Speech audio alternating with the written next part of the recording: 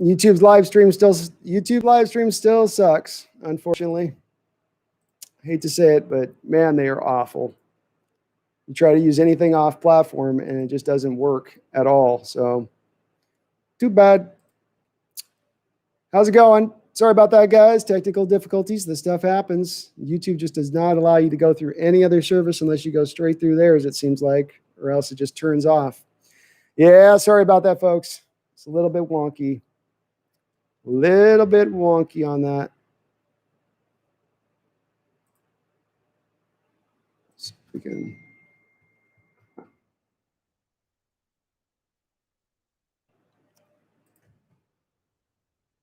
All right. So sorry about that. Hey, Jason Voorhees, Brian, Sandy mixes. Wish Rut's got a few more touchdowns. Isn't Sandy? Well, he's going to get a few more here before the year goes out. So, yeah. Yep. Thanks to Mom. She let me know on that. Sorry about that, folks. We're trying out these new things. I'm trying these backdrops and stuff to give you guys a little bit better looking content than just the back of me here. But everything I try to use off platform from YouTube, if you live stream, it just ends up kicking you back out after a certain amount of time. So we'll have to just kind of go with the tried and true. But I apologize for that. Mom's getting a lot of love in the chat.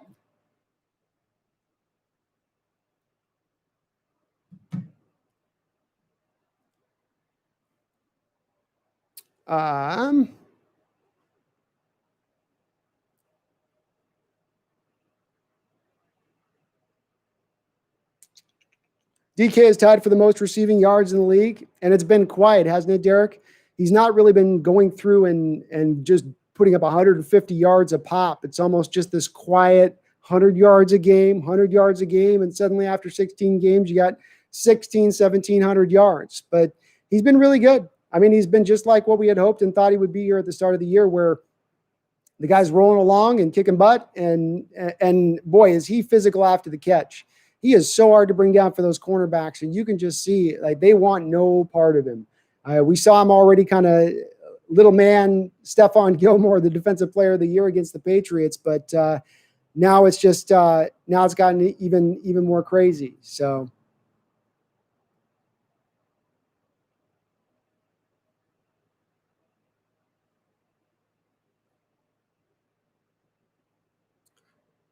Yeah, just trying to get you guys, Randall, a little bit better of a view here on this stuff. Sometimes it gets a little, I was hoping to try to work with something. So,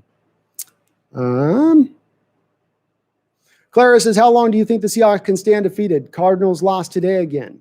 Yeah, they did lose today again. I'm going to go until the Buffalo game. I got us losing the Buffalo game, Clara. I think that's another 10 a.m. game. Buffalo's a hard place to play. Maybe it gets a little bit cooler there at that point in time of year. We'll see how it kind of plays out. I wonder if they flex that game to a primetime game.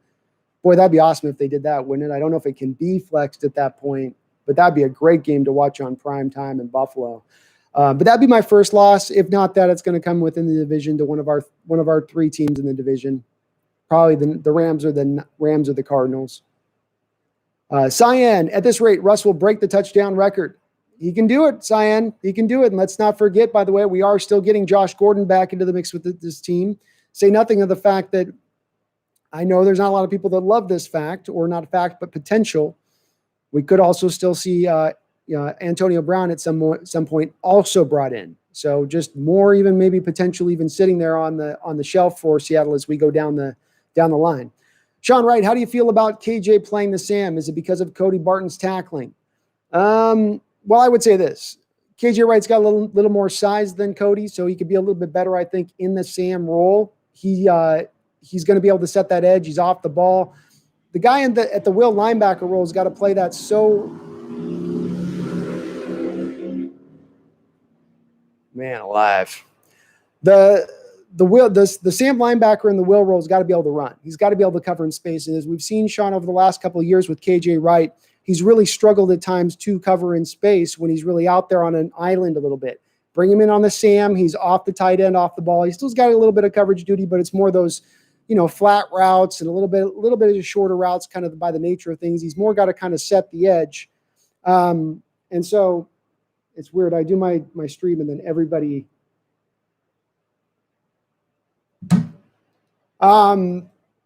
Thank you, Robert, Brian, for loving the channel so much. I respect you, bro. But as far as Cody Barton's tackling, I don't know if that's what's causing it as much as they're trying to get Cody in the position to succeed at this point.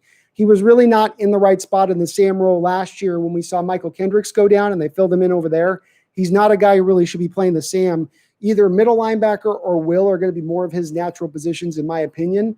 I'd like to see him a little more at Will, but again, him and I think this is the last point I was kind of saying before I got cut off on the last thing we were doing. Between him and Trey Flowers, those are the two guys who I think have been a little bit maybe disappointing so far in watching some of their play when they've been on the field, hoping that they would flash maybe a little bit more. But with Cody, we've got that's even more of a sample size than we've got off Trey here so far, and both of them are still sample sizes as far as Trey goes. So we can't reach ultimate conclusions, but I would like to see Cody come on and develop a little bit more here because I think down the road, a year, 2 years down the line, you potentially could see a linebacking unit of, Brooks at the middle linebacker and Barton over at the will. Derek, the Seahawks fan, says that hit KJ had on the screen fumble was beautiful. Oh, it was. And his second one of the game, Derek, he lit the guy up. Lit him up. I mean, I don't know what KJ sees on film that makes him so good or knowledgeable about when the screen is coming, but he just never misses a screen. He just never misses it. He's always there in the right position on the screen game. He's about to come flashing up and lay a hit. But one of his bigger hits I've seen of him. I mean, he put that guy down. Put him down. D-Boy says, who's your most surprising team at 4-0 and 3-1? The Chicago Bears. Chicago Bears, especially starting out with Trubisky for a couple of games. I knew that couldn't last for very long. But I still didn't trust them even once they brought Foles in. I think Foles definitely has that magic stuff going for him at times, but they're probably the one that jumps out to me where I go, okay. I didn't quite see that one coming through. I know they got some good talent on the defensive side of the ball. They're legitimate on the defensive side of the ball, but I thought I would have said 0-2 off Mitch Trubisky off his first two starts. I don't trust that guy as a quarterback. D-Boy says DK is a grown man playing with little boys. Yes, he is. Cyan, at this rate, Russell break the touchdown record. He will, buddy. He should break it. If he can stay at this pace, if they can keep letting him do what they've done, let him cook, let him throw 40 times, 35 times a game. Absolutely, he can do it. D-Boy says Dak had over 500 passing yards today. It does not matter because he lost. Yeah, passing yardage is just not as important.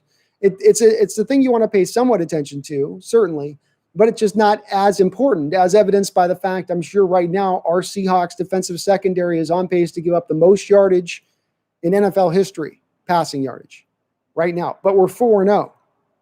So if anything you need as far as a given status to, does it matter on wins and losses, necessarily passing yardage? Not necessarily. Not necessarily. And that's where I go back to a strong running game, for instance, can have more of a dictating say on the win and loss than the passing yardage. Derek, the Seahawks fan, says, I think I benched Carson in fantasy today thinking he would be limited, and he got 25 points. And I had Nick Chubb, who went out in the first quarter. Brutal to see Nick Chubb go out, man. He was the guy I thought this year would be one of the best backs in the league, and he sure played at it. He's played like it at times. He's got to share the load there a little bit, but he had those knee injuries back in college. You hope it's not the dreaded ACL.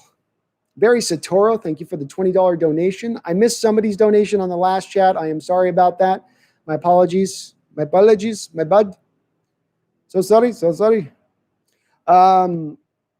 Derek, Brady deserves NFC Offensive Player of the Week, 5 touchdowns. And he brought him back. He had to bring him back from that one too, didn't he? He didn't have the running game he could just lean on with Fournette. Had to kind of be all on him. They did lose O.J. Howard this week. That's going to hurt them. He was using O.J. pretty well. He was actually getting some production out of that kid. Michael Simon says, is Snacks Harrison being signed this week? I got to think so. Michael. I mean, the guy's been flirting with us. You look at him on Twitter, he's talking about us. There was something today about him watching the Seahawks game and just being blown away by Russell Wilson. He's friends with Quandre Diggs. They're really tight, and they play online together with video games and stuff. I think it's going to happen this week.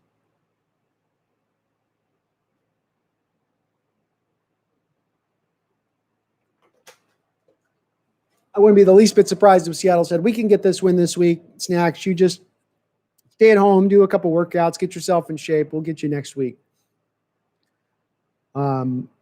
Iridescence, how you doing, Iridescence? Derek, the Seahawks and Lightning fan. D-Boy Dak is getting a ton of garbage time, yards and touchdowns. Yeah, that's what he does, man. I mean, he's getting known for it. Matt Stafford used to be the old guy with this, but he's being the new guy with it. It's going to be odd when this guy throws for over 5,000 yards this year and potentially leads the NFL in yardage thrown for, but yet still can't find a team willing to pay him $35 million a year. It's going to be odd. To his credit on it with Dak, I mean, this year he's not got the offensive line he used to have. That offensive line is not what it was. And yeah, he's got the skill guys to throw to and all that, but we got some pressure in that game last week. He's probably under a lot more heat in the game I was watching. I watched a little bit of their game out of the side of my eye, and he seemed to be under a little bit more heat than he's probably been used to seeing over the last few years, but he is still putting up the yards. I got to see the deal on it. Randall McDaniel says, if we did a donation on the other stream, you still get it? I do. And Randall, I'm sorry I missed your donation. I appreciate the donation. I got really behind on that chat. We're not going to do the Zoom thing again after this. I'm just going to get the green screen background and do Streamlabs because I was worried it might do that where I did test streams and everything was working good. But once you get into that hour, the first hour of the stream or whatever, hour and a half, sometimes if you're going through a reservice, it fluctuates. But I got it through. Thank you so much for your donation on that, Randall. And sorry I missed it on the deal. Stream went wacko on me. Marvin Dumas, should we keep Ken Norton as a defensive coordinator? I would prefer probably not, but for me, it's less to do with about the defensive coordinator, Marvin, and it's more to do with about willingness to bring on a guy with new ideas and to go outside of maybe your realm of what you want to do normally, which I don't think the Coach Carroll's willing to do. And I think that he's going to look at this season and frankly, like he kind of does, he's going to squint his eyes and he's going to say, well, we played, it wasn't pretty, but we played to basically the defensive schematics of how I designed this thing. We got our turnovers. We made our plays when we had to. We got teams to fall in love with field goals rather than touchdowns. Bend but don't break, right? Pick whatever little cliche you want to, but it is applicable. And I think there's a way he could kind of turn his head and go, I think it's fine. We're good. We just need to get a little bit more pass rush. We just need to make a little tweak, a little turn of the knob, a little flip of the switch. But me personally, Marvin, I've seen enough from Ken Norton to know that I'm not seeing a dynamic defensive mind here at play. I'm not seeing a guy that can move on a chessboard pieces around and really throw guys off. He's tried some different things at different times. I'm not going to harp on him as hard this week because he was locked into having his fourth strong safety back there and he had to protect the kid a little bit. But it has been a little bit tough. And again, your team's going to give up the most yardage in NFL history for a defense. It's hard to keep your job when that's the case. Have a good one, Brian. Thanks for hopping on in the chat. Sean Wright says, even though DJ played limited snaps, I like his explosiveness more than Travis Homer in his snaps. Yeah, I agree. I thought he looked a better player than DJ Dallas to me in the snaps that I saw. He had an opportunity in pass blocking at times. That was supposed to be one of his nice things he was good at. He let a guy just run right around him for Russell, but he was good on the running game. I mean, he's a lot more agile than I saw on tape, even with Miami. That cut he made, I didn't see any cut like that in Miami that he made, and that was borderline kind of spectacular. He jumps from the A gap on one side over here to the other gap to the far other side on the outside, basically the outside shoulder of the right guard. Really, really nice run and good hands when he made the catch. He looked like a receiver catching that ball. Derek, the Seahawks fan, says our defense really exercised that bend but don't break idea. Yeah, they bent like an U. It got down to it really got curled in a little bit there, but they held on for dear life. They just hung in there, just found a way, man. Find a way, And again, too, if they get two interceptions, one your guy jumps a route, the other you have two guys get their hands on the ball before the interception, and then the other three, KJ Wright's literally got the ball in his hands. That could have been a 5-interception day. Derek, the Seahawks fan, says DK Metcalf's on pace for 1,600 yards. I think he'll get around 1,400. Yeah, I mean, I think he's going to be right between those two marks, 14 to 16. I might even say his top end this year is 1,700 yards. If he can get to his high end of the scale, because think about this defense is going to allow teams to stay in games with us, and that's the thing about putting up these prolific numbers.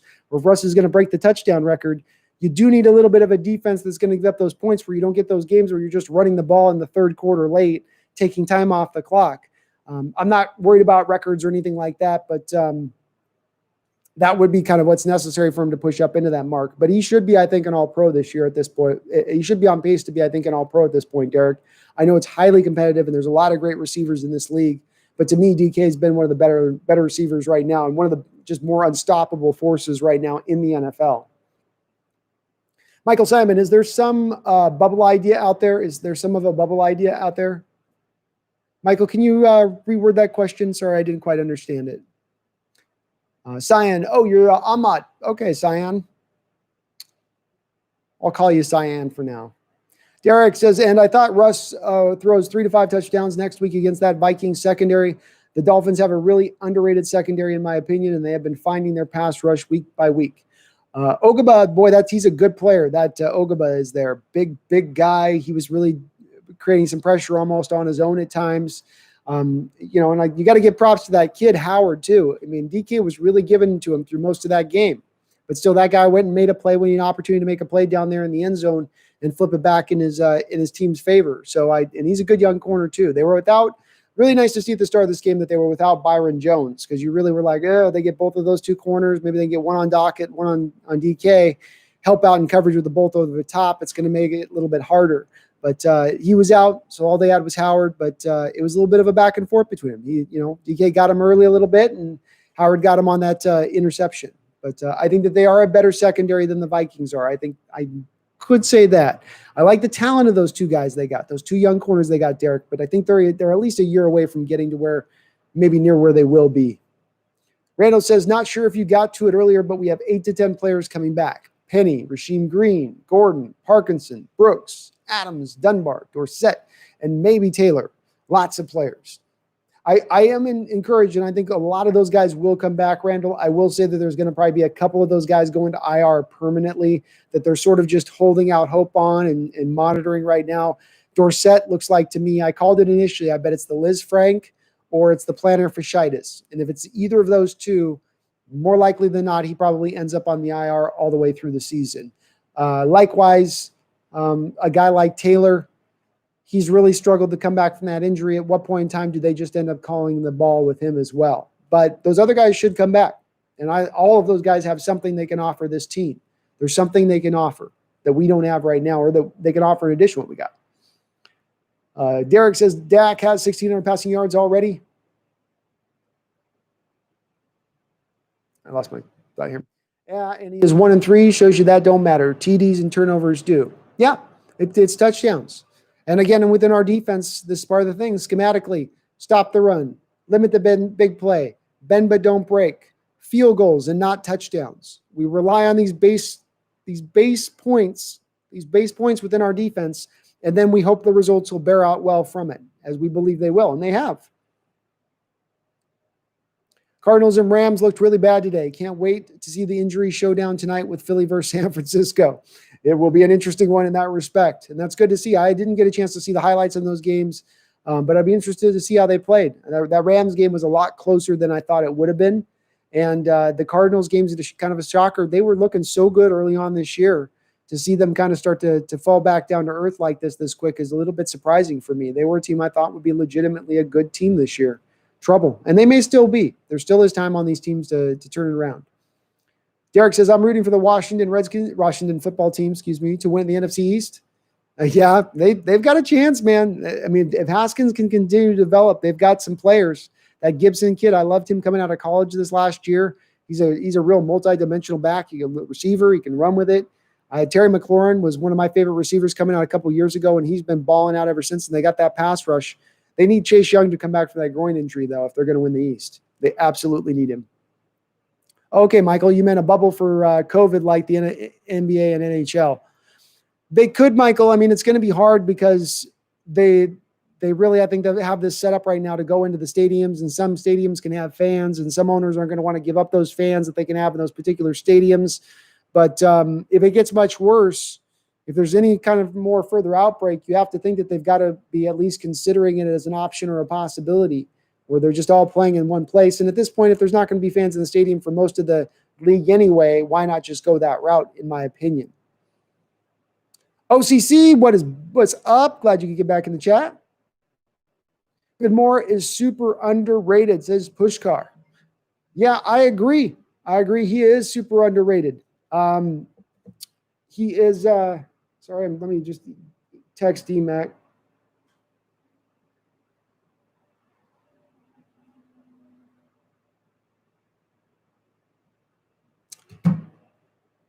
David Moore is super underrated. I thought he's really playing his best football though too, Pushkar. I mean, he's not being the one-trick wonder he was on the scene when he first came on board, right? He was just this deep guy.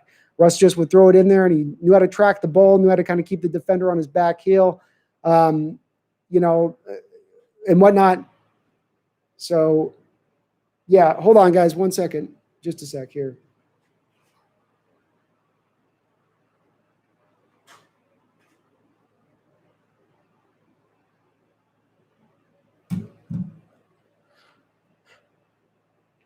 Marty MF Williams says, I'm starting to like LJ Collier on the squad. Don't think I'd say this at this point. Yeah. I'm not there with LJ, guys. I mean, he's played good at points, and he's been good in the run. Last week was his best game to me, especially just stopping the run.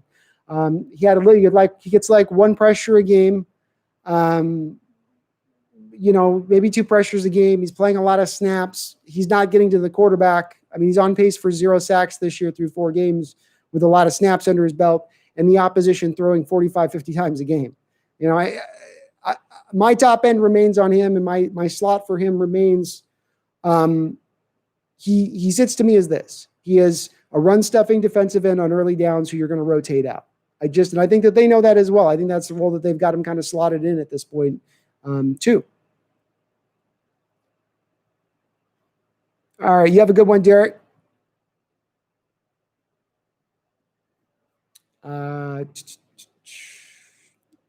Both D-Boy and Derek are wishing for the Washington teams to win the NFC East. Well, that would the Cowboys fans would be and Eagles fans would be just crying their eyes out if that happened. But I can't say I wouldn't hate to see it either.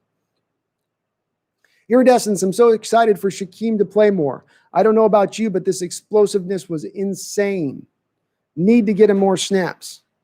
Yeah, I'm with you, man. He looks one of the fastest guys out on the field. He's hitting people. He's diving out. He's going balls out for everything. He's got an energy that he brings to the football field that I really feel like the coaching staff needs to find a way to implement into this defense. They're not sitting with a whole bunch of playmakers out there balling out. So why not get some more guys out like him who can play a couple of different positions, use him like a chess piece. Put him in a position to kind of succeed. It just didn't seem like through a lot of this game he was getting very many snaps. Randall McDaniel says, don't mind the missed 4th and 3. Going to hit it more times than not. Even if we miss one third of that situation, it's still valuable enough to gamble. Agreed, Randall. I would harp on saying go for it in those moments. And I like the fact on the flip side of that they didn't take points on the board off the board to then go for it in the 4th and 3 at the first half, because that's one of the golden rules in football is the 55-yard field goal by Myers, you don't take points off the board. If you got points on the board, don't remove them at that point, especially if you're in the first half like that.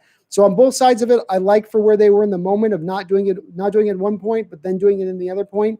And I like the aggressiveness. It's smart. It's where we wanted them to be go for more on 4th down. This goes back to last year where Carroll got really conservative on 4th down, was trying to shoot for too many 50-yard field goals. You got Russell Wilson. When you got this running game, when you got the playmakers on the edge, you can get 3 yards. What's up, Keith? Clara says, can't DeAndre Hopkins injured? Did he look like he was playing through his injured ankles, Clara? I know he had it coming into that game. Did it get worse? Because I know that he was at least up and around on it, moving around a little bit. Oh, thank you. God, you like the shirt, OCC. I got to get some new Seahawks gear. I'm going to order some Beast Mode t-shirts. Give me some get a Let Russ Cook shirt. Got to get a few of those things, I like to watch NFL. Says, I swear if John Schneider doesn't add a defensive player this week, I'm going to be pissed. Well, unfortunately, you might be pissed. I would say Snacks Harrison's likely to be signed. He is. But I would not also be surprised if they're sort of in a holding pattern here right up until that bye week, where they say, let's see where we're at after the bye week, right before the trading deadline, see where we are as a team. Then we'll really know what we need and what we need to go after specifically. So they may still wait that extra week for you. And I know it's troublesome for me too when I'm looking on the news on Monday and Tuesday and I'm trying to hit refresh on Twitter, looking for that story of Seahawks trade for, Seahawks sign. We got nothing.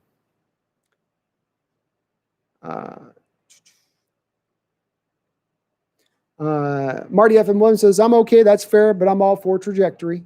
I agree, and I'm not down on LJ completely, Marty. So I'm not going to completely say something like, "Oh God, I hate LJ." I don't hate him, man. He's a good, solid player. We had that safety last week. He's the main reason that safety got caused. Brian Monet gets the credit for the tackle, but it's LJ pushing the tackle into the backfield, which causes that play to get mucked up. And he's done a couple of those things similarly at points. He did it again this week, I think, on a couple running plays. He is very good in that capacity, and if he becomes top 3 in the league as an edge defender, as a run defender, but yet doesn't give you any pass rush really, that's still going to have some value to the team. And to your point on trajectory, that still points upwards as far as a positive goes.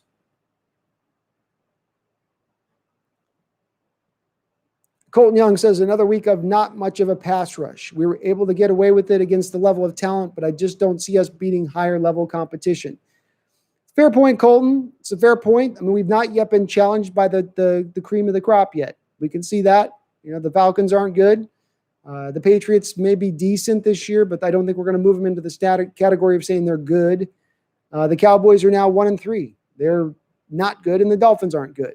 So, you know, your level of competition's not yet been there. So that's a given point. I'm with you on that. I will say, though, that, look, you are 4-0, though. You have handled business on all of these teams. You've gotten up by a lot of points on them. And the pass rush hasn't been there, but there's still a chance it can come around because the trade deadline hasn't passed. You can still sign guys.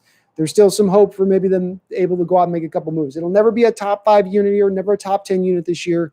But if we can bring it back to league average, we can be all right. And we're getting guys back. You'll get back Brooks. You're going to get back Adams. You're going to get back Dunbar. You know, you're going to sign Snacks Harrison. So there is some more talent coming back to the team, Colton. Debo says, how do you feel about Jamarco Jones this season so far? Well, he played really good last week when he came in to play at left tackle. It seems like his play at right tackle has been a little bit lessened. He had his hands full with Ogba today over there on that right side. But it does seem like Seattle saw enough out of Shell from the previous week to maybe feel like they want to see what Jones can give them instead. And that was one of the things I wondered about this offseason when we signed Shell, was if not maybe that Jones would beat him out. Jones has been here for all of these years prior to Shell. He knows the scheme, understands what they want to do. And I just felt like he had a little bit more of a rounded out game where Shell was just more of this big-bodied people mover type. But he didn't quite show up that much to me today. I didn't concentrate on him as much, T-Boy. So it was only in those situations where he was probably really getting beat as much that I did. So I got to admit that there. But he was solid in the other little moments he's been in there. Randall McDonald says the rookie class is contributing. Some nice role players. Lewis is a baller. Dwayne keeps showing up. Yeah, they've been all right so far. Damian Lewis had a really good game. I think this was probably Damian Lewis's best game as a pass protector. I didn't see him give up any real pressures in the game. Certainly it's been a beat-up class a little bit. But I saw Alden Robinson chase a play down there to end out the game. They still seem to be giving him a little bit of limited snap counts. Same thing with DJ Dallas, limited snap counts, but shows you something good when he's out there. So those things were really good little things to see. I like seeing some of the pops here from this rookie class. So they're giving us a little bit more than even what we got last year when you take away DK versus what you got kind of down the line from the rest of the players.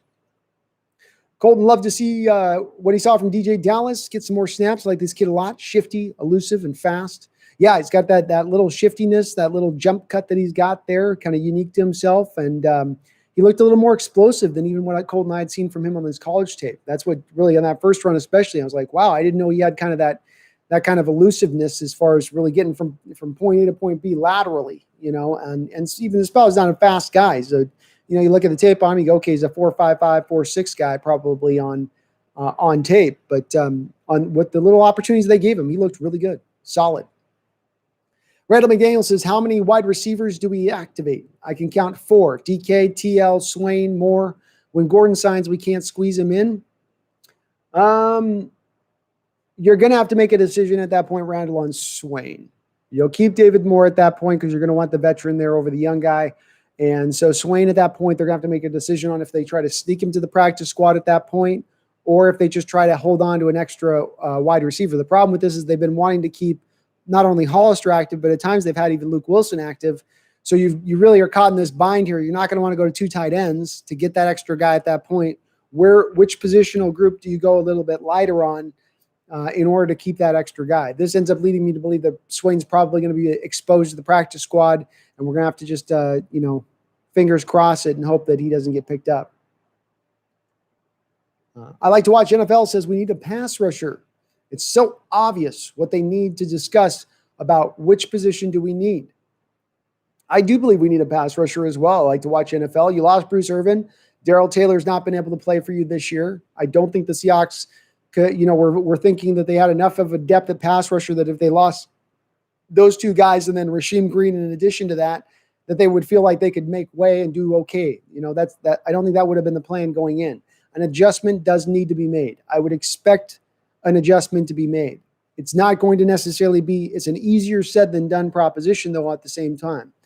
The guys out there on the streets, there's not a lot of them as far as pass rushers go. We're bringing in Snacks Harrison here. He would be one of your prime guys, not really a pass rusher, but at least probably an upgrade for you on the defensive line over a guy like Anthony Rush.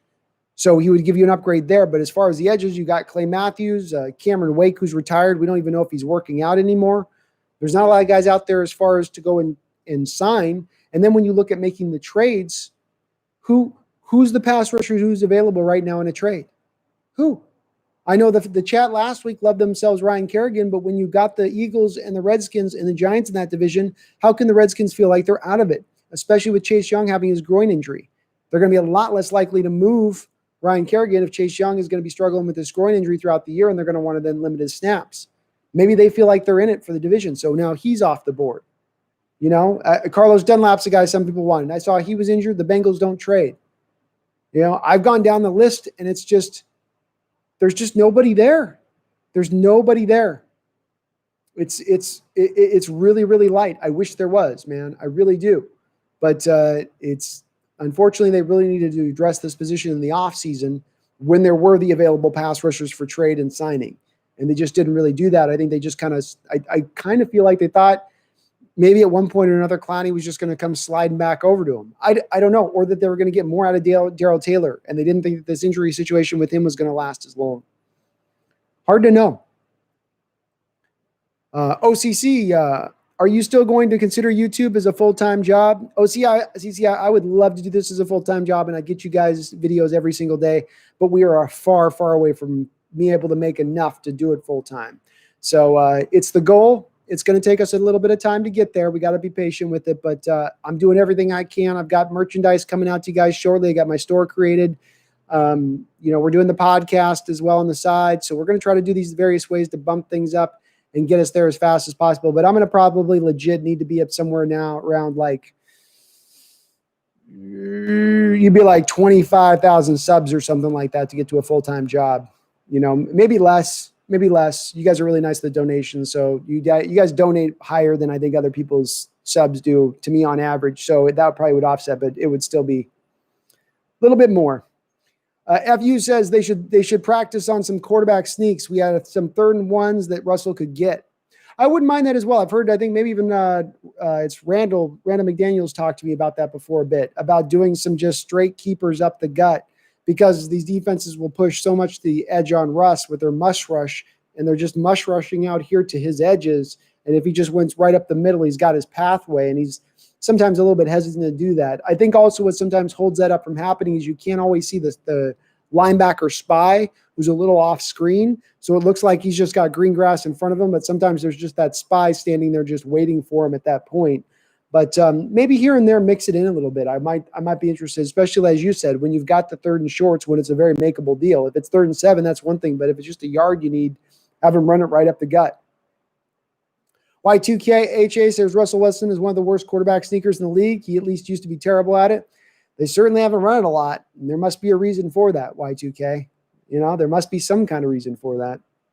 Iridescent says, thoughts on Freddie Swain. How do you think he'll develop? The problem with Freddie Swain's development this year, and as quickly as it's come along, Iridescence, is the fact that it's going to very well cost you the player. There's a lot of teams out there that need wide receiver help, like the New York Jets. And if you go and you take this guy and pluck him and put him back on the practice squad, do the New York Jets come up and put him on their active roster immediately, which I almost guarantee you is going to happen. And this is kind of going to be forced. Your hand is going to be forced to do this because I can't really see them going with DK, Tyler, David Moore, Swain, and then Josh Gordon. That's 5. That would be 5 wide receivers with them still wanting the 3 tight ends. That means one of our other positional groupings is going to have to really go light at that point. And I don't know which one you're going to go for at that point. I mean, do you just go without a fullback then maybe? Is that where you sacrifice it? I mean, maybe. But it puts you in a bit of a bind. That's the only issue here that I see with it. As far as long-term goes, he's shown me enough to show you got a guy who maybe as a guy who can be maybe a starter in this league.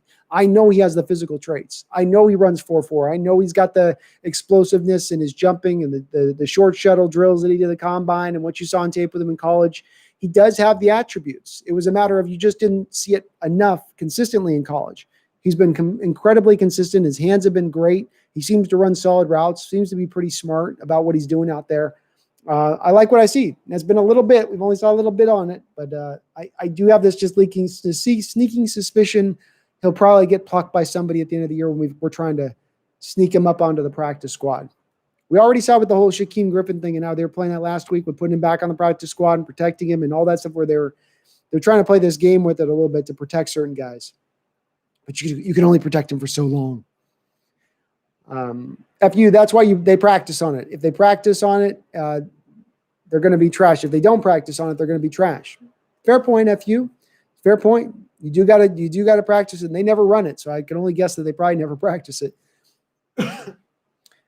M. Webb says, DK said Penny had been looking explosive in practice. Imagine our offense when we get Penny, Flash, Phillip back. A lot of weapons for the MVP, especially if they can just use him on those outside runs, M. Webb. I've referenced this stat. I'm going to reference it again here. But there's just one stat from last year that I continually am blown away by it, and I go to it continuously where it's the stat that stands out to me with Rashad Penny from last year, where right at his injury time, he had a decent amount of carries last year at the time of his injury, right? At the time of his injury last year, he was averaging 8.2 yards per carry on outside runs, 7 yards per carry on runs outside of the tackle. So i.e., think of it like this, 8.2 yards per carry on pitches, and then on outside zone runs, basically averaging 7 yards. That's in addition to 11.4 yards per 11.4 yards every catch. So he was being very explosive last year. And the thing we've struggled this year so far is actually attacking the edges of the defense. We need a guy with a little bit of speed to get out there. Homer just doesn't quite have it. Those would be the plays they would have, ideally, Rashad Penny in the game for those runs. And I think he can give you that component. So, I'm glad they've been patient with him. Wait till week 8 with them, bring him back in at that point. And hopefully he's ready to roll at that point. Those ACLs can sometimes take that extra year to really get yourself back. But it's nice to have some reinforcements coming back along in Webb. We really do need it.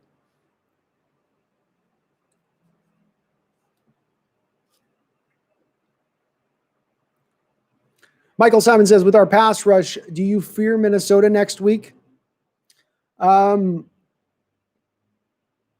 No, I don't fear Minnesota next week. I think of them a little bit like I thought of the Dolphins this week, where, in my opinion, they have an ability to beat you. They could beat you. Yeah, I mean, you don't have your home field advantage. The fans aren't in that stadium. But the thing that I look at is, historically speaking, we've played the Vikings pretty tough over the last few years. We really have. We haven't dominated them. It's just that we've seemingly been kind of the better team. And this feels like the least talented of those teams that we've recently played. Whereas on the flip side, I could make the argument that we are maybe the most talented we've been of those last couple of teams. So in doing that kind of math, it leads me back to believe, Michael, that I'm less apt to be worried about it and more apt to think that this is maybe the win we get this year that's over 10 points right now. And I think Kirk Cousins is also kind of following. The other thing with this is he's kind of dialing back. I got to watch this week's game, see how he played this week, but he's not been good so far. FU says an underrated part of this team is our special teams. They've done an amazing job. They've been fantastic, FU. They've absolutely held the water all the way around, and I've been very impressive to watch them because it's been over the last few years a unit that's been kind of leaky. Your field goal kickers missed a lot of kicks, not just on field goal attempts, but on extra points as well. Dickinson, after his first year, kind of started to fall a little bit off. Wasn't as solid, wasn't as consistent. Tyler Lockett on the kick returns and punt returns over the last few years hasn't been as dynamic. This year it's flipped up. We got Tyler out of the kick return game, which was good, preserving him a little bit. David Moore's been fantastic in the punt return game. I think he's top 5 in this league in return yardage. And then even Travis Homer's been good. I bet he's probably top 5, top 10 as a kick returner this year. Myers back to kicking it well, 55-yarder today. And then Dickinson, I think, has been the best punter in the NFL this year so far. So that's going to come in handy as the year goes along, having this unit play this well. It really is. And there's not a weak element to it as of yet. Even the coverage unit's been good, kick return and punt return. Matthias, 23451, 4-0, baby. Miami is a slept-on team due to record. Typically, Seahawks playing to a level of competition. Yeah, and I didn't think they slept on them today. I thought that they did come ready to play. I thought that they had to be a little protective of Neal back there at strong safety. So it was a lot of cover 2, which is not really what Seattle wants to play week in and week out for very often. But they made it work. They got it done. They got up by 2 touchdowns in the fourth quarter on the road on a 10 a.m. game against an NFL football team. It's tough to do. Don't care if you're playing the Dolphins, the Bills, or anybody. FU says, who do you think they should bring in as a trade or who they should pick up? Ideally for me, FU, this is a 3-prong approach from my standpoint of things. I put together a list a couple weeks ago, and that list has been sort of dialed back, unfortunately, because of the fact that circumstances have taken hold that have kind of made it harder. The moves I would make are as follows. This would be the route that I would look at going, and I don't know if this is probably not feasible totally at this point, but it would be still what I would look at. I'd sign Snacks Harrison immediately. You bring him in and he rotates in. I would then pick up the phone to the Philadelphia Eagles and I would ask the Eagles if they would take a 2nd-round pick in 2022 and a 4th-round pick in 2023 for Fletcher Cox. I then bring Fletcher Cox in and Snacks in, and I know that the interior of my defense is going to be solid. Nobody's beating me up the middle. I've got linebackers that can run for days on the edges, especially once we bring Brooks back into play. Teams are going to have to try to get us on the edges. They're not going to hammer us home. We're going to make it really hard for them at that point. The third wheel of this, and maybe this is the one that's a little behind this, guys, I might go look at a guy like a Tarkius McKinley from the Atlanta Falcons, who you can maybe get for a 6th-round pick. A guy that maybe isn't a certain pass rusher or is going to give you a ton of production, but at least he gives you another body there as a pass rusher that can come in and maybe give you a little bit of some activity down there. I would try something along those lines. Now, you could flip out the Fletcher Cox guy for a given another guy on there for another team out there. There's not a lot of them. I mean, there's not. It is lean, man. It is lean as far as pass rushers and availability goes. But those would be probably kind of the moves I would look at just in general terms. And I wish I had better options, but I've gone through 3 times on this list, FU, and it's like every time I go through it, it seems leaner and leaner rather than the names expanding like they thought they would and the contenders would fall away. And you got problems like, the Redskins where a guy like Ryan Kerrigan you might target, as I was talking about. Well, Chase Young goes down to a groin injury and the Redskins feel like they're still in it. Well, you're not going to get them. They're not going to offload at that point.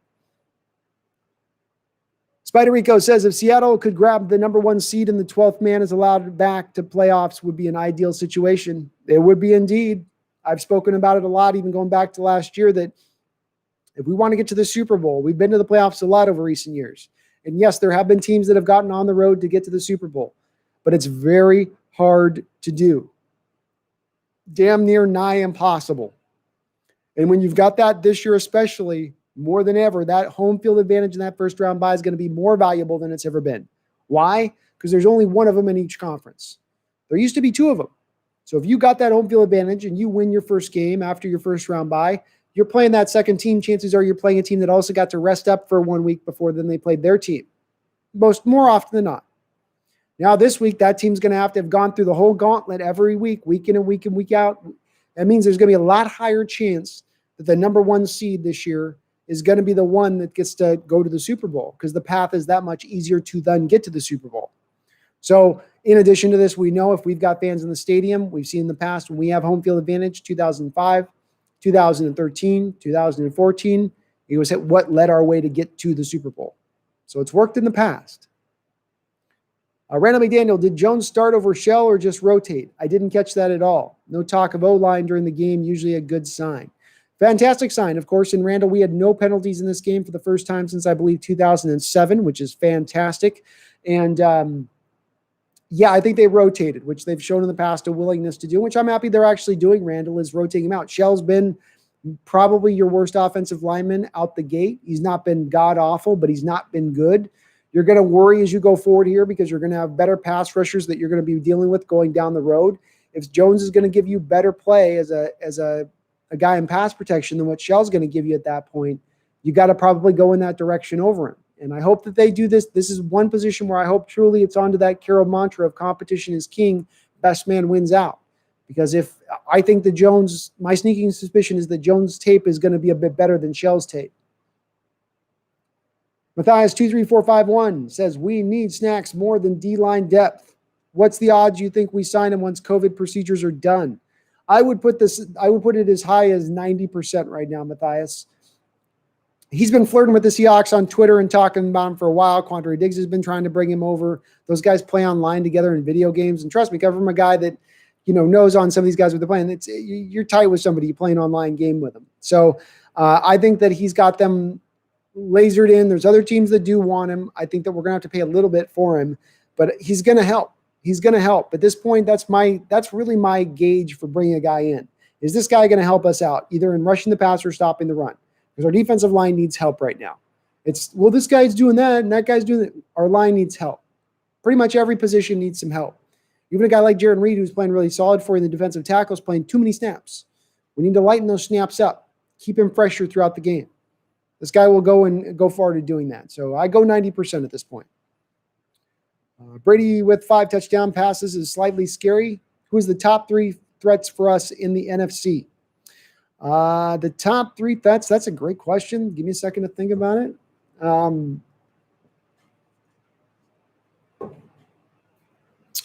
First threat is going to still be the Packers. I think that they're our nemesis. They will seemingly always be our nemesis. I think we're going to have to deal with them at one point or another when this season goes on. My next one would be I want to pick one of the teams in our division that just none of them are playing consistently enough right now. And it's hard to trust the 49ers at this point because of so many injuries that they're dealing with. I mean, how can they maintain a level of production at this point with what they're dealing with? I kind of like what the Rams are doing schematically and how they're going about their business. So I would probably put them as the other threat. I think with the Saints, I have to take them off the board. When you look at Drew Brees and he's gone from 3 years ago on his average attempt, throwing 12 yards down the field to now he doesn't get it past 6 yards. There's definitely been some problems with arm strength there. And I'll tell you, folks, those older quarterbacks, as the year goes along, the arm strength doesn't improve. It's at its best early on and then falls away as the year goes along. So it's not getting stronger for him. That's the one thing I wonder about with them for me to keep them in that point of them being that prime contender. I probably should, but I'll go back to Tampa Bay, the Rams, and the Packers. I'll go with those as my top 3 threats. Emmanuel. Hello, Emmanuel. Welcome on in the chat. Just now entering the chat. Why did the Hawks run Homer more than they did Dallas?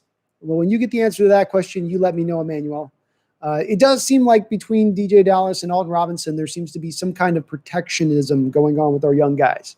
They're trying to be very, just not give them too much early on here in the season a little bit. And it's understandable. These guys didn't have an off season. They weren't in the mini camps. Maybe they're just trying to make sure they don't overwhelm them. One of Carroll's things that he used to do with UFC back in the day is they would just try to find roles for young players and stick them in those roles and not really try to expand beyond that. I think today what they probably did is they went, Carlos Hyde's out. Travis Homer is now running back 2. DJ Dallas is now the 3rd down running back. And I think they wanted to just slot him into his role and keep him into his role.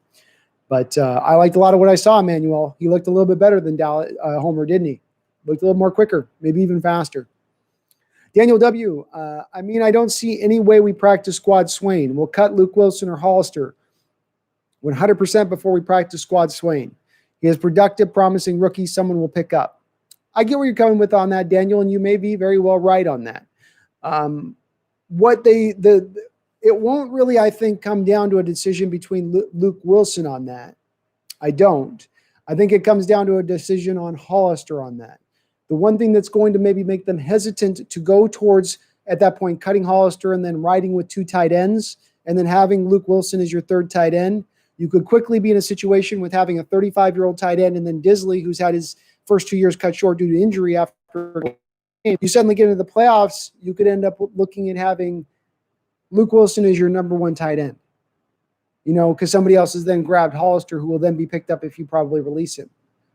So I get what you're saying on that. It's more of that you have the depth at wide receiver. You have Gordon coming back. There is what we've heard in the background. The rumors are that they have a deal in place essentially with Antonio Brown for when he does come off suspension. So if that's the case and you're going to be stacking wide receivers up like that, as nice as it is to hold on to this guy for the future and have him there for his development, they're going to more favor, I think, and lean back towards wanting to have the tight ends and make sure they're buttressed up against the potential for some injuries to hit in as the year goes along. Iridescent says, honestly, with our tight end room being stacked, we should not re-sign Olsen and trade Hollister. We would still have Disley, Parkinson, Sullivan, and maybe Mabry. Well, and Parkinson could be the guy that maybe does change this up a bit when he does get back into play, if he's able to play tight end. Played really was more to me of a wide receiver, a guy who's going to be a red zone threat at the next level. And Mabry was lighting up camp. He absolutely was, Iridescence. There's not really a need to re-sign Olsen. That's not going to happen. He's going to go to the broadcasting booth this year. He's already got a job set up. So this is his last year 100%. As you go forward in the next year, you've got Disley. Hollister at that point is going to be a free agent at the end of the year. But then you're going to have Parkinson, Sullivan, and Mabry there as options later on. But I don't know how much they trust right now, Sullivan or Parkinson or even Mabry right now. I mean, they're the only ones who can kind of answer that question. Those are really young guys. There's no preseason, no offseason with Hollister. He knows the scheme. He's solid. He was solid for you today. I made a catch, nice little catch, I think, at one point. Then he got the onside kick as your good hands crew. They seem to like Hollister quite a bit. They don't seem to be as willing to move on for him. Now, trade is the interesting part with Hollister. Does he have any trade value out there for him? A couple of years last year, we saw Seattle trade right at the training camp deadline a 7th rounder for Hollister from the New England Patriots. And the Patriots at the time didn't have any tight end depth at all to give him up. I wonder what value he would have as a trade partner for somebody else out there around the league. But the thing you could theoretically or feasibly do in overcoming some of your inadequacy as far as your draft capital going into this next draft is maybe you can package together a Rashad Penny and a Hollister and a 4th round pick to go get an actual decent player out there on the pass rush front. Bob Smith says Dallas seems to have it. He did. He's got that little bit of extra juice. Bob, I didn't see him make any kind of run like that when I was scouting him leading up to this last draft and the live streams I do for the draft. He didn't have that same kind of jump cut that he did. He definitely had some lateral ability and he had some athleticism to him. But then he had a little bit of explosion too, getting through the hole. A little bit of what we struggled to see at times with Homer, where there isn't always that explosion and getting to the hole and arriving fast. He has that ability to do that. And that jump cut was like a breathtaking jump cut where you're like, whoa, hold on. Okay. Some vision, some athleticism, a little bit of explosiveness. Okay. Matthias 23451 says Shaq is taking the ball away more this year than in years past. Is he starting to impress you a bit more? He is, Matthias. And the key, as you know, having been a longtime person here on the stream, the big key with this guy, I want to see him jump a route. I want to see him in zone coverage and jump the zone route, make a play on the ball, and go. That's the thing that has been missing from his game. He's always sticky in coverage. If the guy makes the catch, he can pull the ball out or kind of knock it away at the last second. But if he's going to want to be paid $10+ million a season, he's got to jump a route. And that's what he did in that case. His responsibility there, Matthias, is to the deep third of the field. He's playing essentially cover 3 there. And that's what Ryan Fitzpatrick reads. But then he jumps the route off of what his receiver is, and his responsibility is in that zone to jump the route and make a play on the ball. He wouldn't have done that in year 1. You wouldn't have done that in year 2. I don't even think he does that in year 3. So it's very it speaks to his improvement, and maybe he is taking another step. Back-to-back weeks with an interception for a boy. FU says, think they should cut Wilson, sign or trade for somebody. I wouldn't cut Luke Wilson at this point because he's costing you less than, I think, $1 million, and you can keep him on the practice squad. So he's not actually counting against the roster spot for you right now. It's really only Hollister, Olsen, and Disley as a tight end that are counting against the roster. So I like him for insurance. I like the thought of having insurance on that. You got the practice squad this year was doubled to 16. So those 8 guys that we have on the practice squad should be insurance guys. They should be the break glass guys. In case of emergency, break glass, pull down the lever, and bring them onto the field. That's what I think is going on with Luke. And at his cost, ain't costing you something, doesn't count against the roster. He's fine here. He knows the system, knows Russ, knows how to play. Randall McDaniel says, I maintain Russ has never had a quarterback sneak. You remain right on that, Randall. And even today, not even you're calling for it. Other people in the chat are calling for it today, where it's so obvious to everyone else that the rush is coming up and around his ears. It's right there up the front for him if he wants to take the front door. Front door is wide open. Screen's open and everything. He doesn't even have to open up the screen. Sometimes that gets sticky and you got to he doesn't have the screens wide open too. It's just flapping in the wind.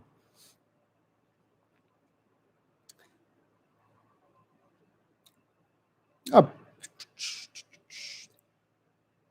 And I don't want him to. Cordell doesn't want no quarterback sneaks. And Cordell is also pretty tired of Trey Flowers. Understandable, Cordell. Understandable, man.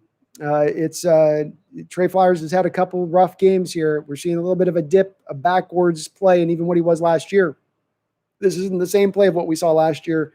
This has been a pretty phenomenal dip from what we saw last year, where he was all right. He wasn't great or sensational, but he was all right.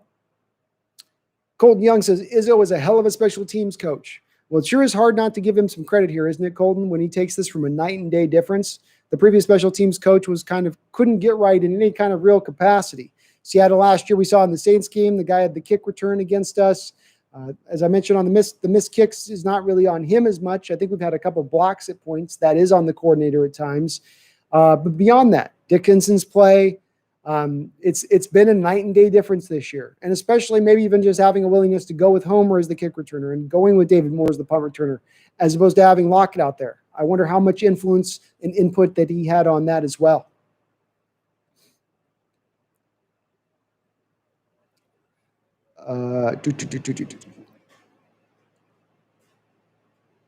Dunbar is supposed to be back, Cordell, so I expect him, if not back this week, then after the bye, we'll get him back. D-Boy, and that's the one reason you don't want to get rid of Trey Flowers quite yet, Cordell, is I know that he's not great, but the number one thing is there's not any trade partners to go get another corner out there. You're not going to get another guy you're bringing into this scheme with the kick step technique and the bail coverage that's going to fit. You're not. The outside corner position is what it is at this point. The die is cast. So in the offseason, sure, if you want to go out and find a guy to replace him and get him as the third, fourth, fifth guy on your cornerback roster so that he doesn't have to see the field as often, then that's fine. But at this point in time, you're going to need him for spot starts here and there.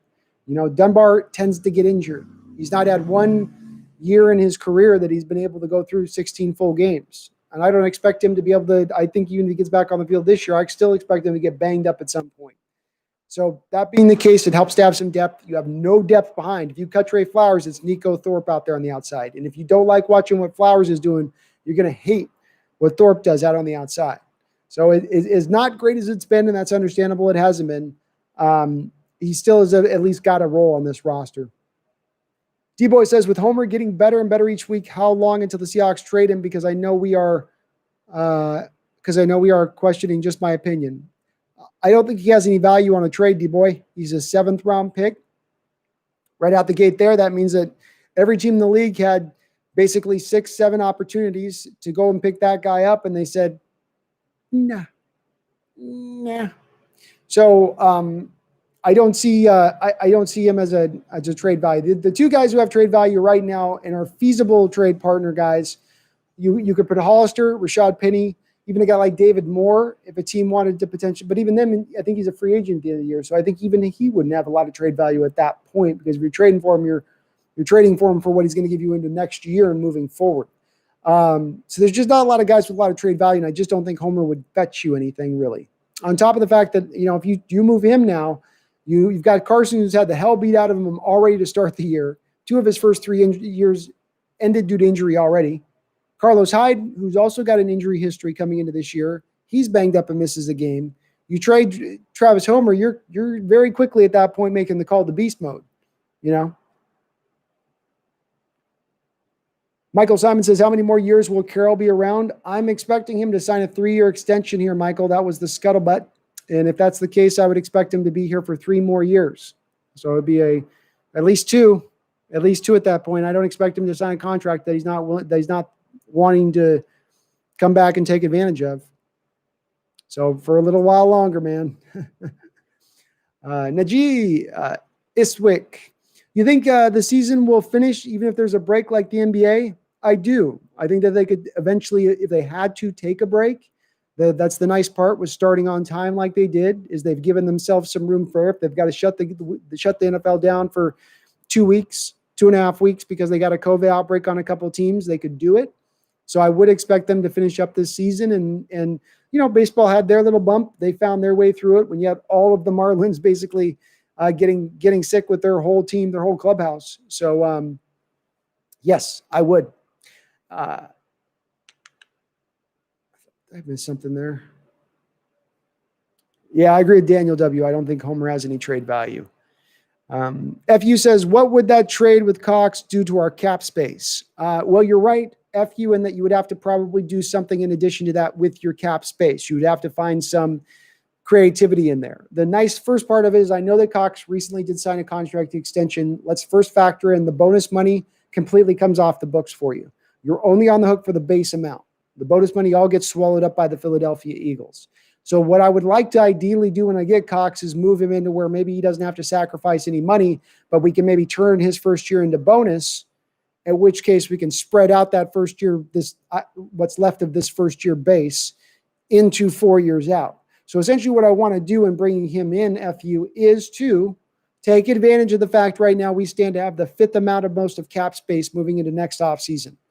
Let's dip a little into that. Let's realize we got a 4-0 team for the first time since the last time we won a Super Bowl. Let's maybe we only have now the 16th amount most of cap space because we've done a couple of things, and I know the cap is probably going to be at that 175 million mark. But I think that if they were willing to get it creative like that, they could make it work.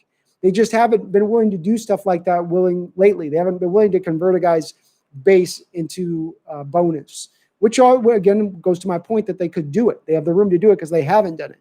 So with having that amount of space going into next offseason, they could do it. They could find a guy to get creative with on this roster with that. They just got to have a willingness to, at that point, take a little bit of hit into next year, a little bit of a hit into the year or beyond maybe for today, for the now.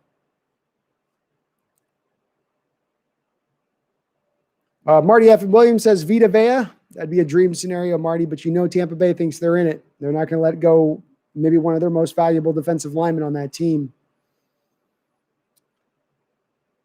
I love Vita Vea too, Marty. I did. I was never in on the hype on the other Husky that went to the Cleveland Browns, and everybody was saying was going to be the next Haloti Ngata. I can't remember his name. He's still playing in the league, and he's a solid run stuffer, but I never bought into him being what everybody else was trying to sell us on. Vita on the other side, legitimately talented guy. He moves freakishly for his size.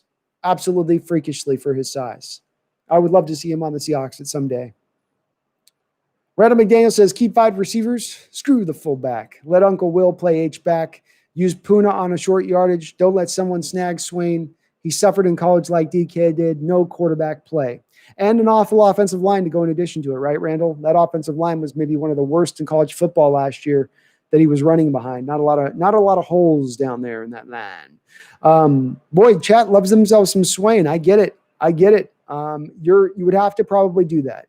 You would probably have to, as I went through it rationally on it, you're probably at that point leading yourself to having to let go the fullback to make that happen. The one tough part about that is if you look at our special teams tackles, I know not a lot of people like themselves Nick Valor. He's leading the team right now in special teams tackles. So while I understand that he's not necessarily loved and people go, well, what is this guy doing here? He's going to probably make that decision a little bit tougher at that point if that's what you had to do. Oh, thumbnail. Yeah, we had the unfortunately we were I was trying to bleed blue and green, try to do it like a Zoom meeting here with DMAC, and the stream died, testing it out here, just died on us. So unfortunately, I was trying something else out, or I would have gotten a better thumbnail put together. Plus, I've just been working like a dog, so I just haven't had the time to put stuff together, prep as much as I'd like to.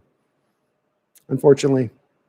Do I believe the defense looked better, blue and green? I think they looked better. Yeah, they looked better overall. They're still stopping the run. They seem like they got a little bit more pass rush this week, and they were finally getting some pass rush last week. They didn't give up any big plays over the top. They had their hands on 5 different balls. They had 2 interceptions, could have had 5.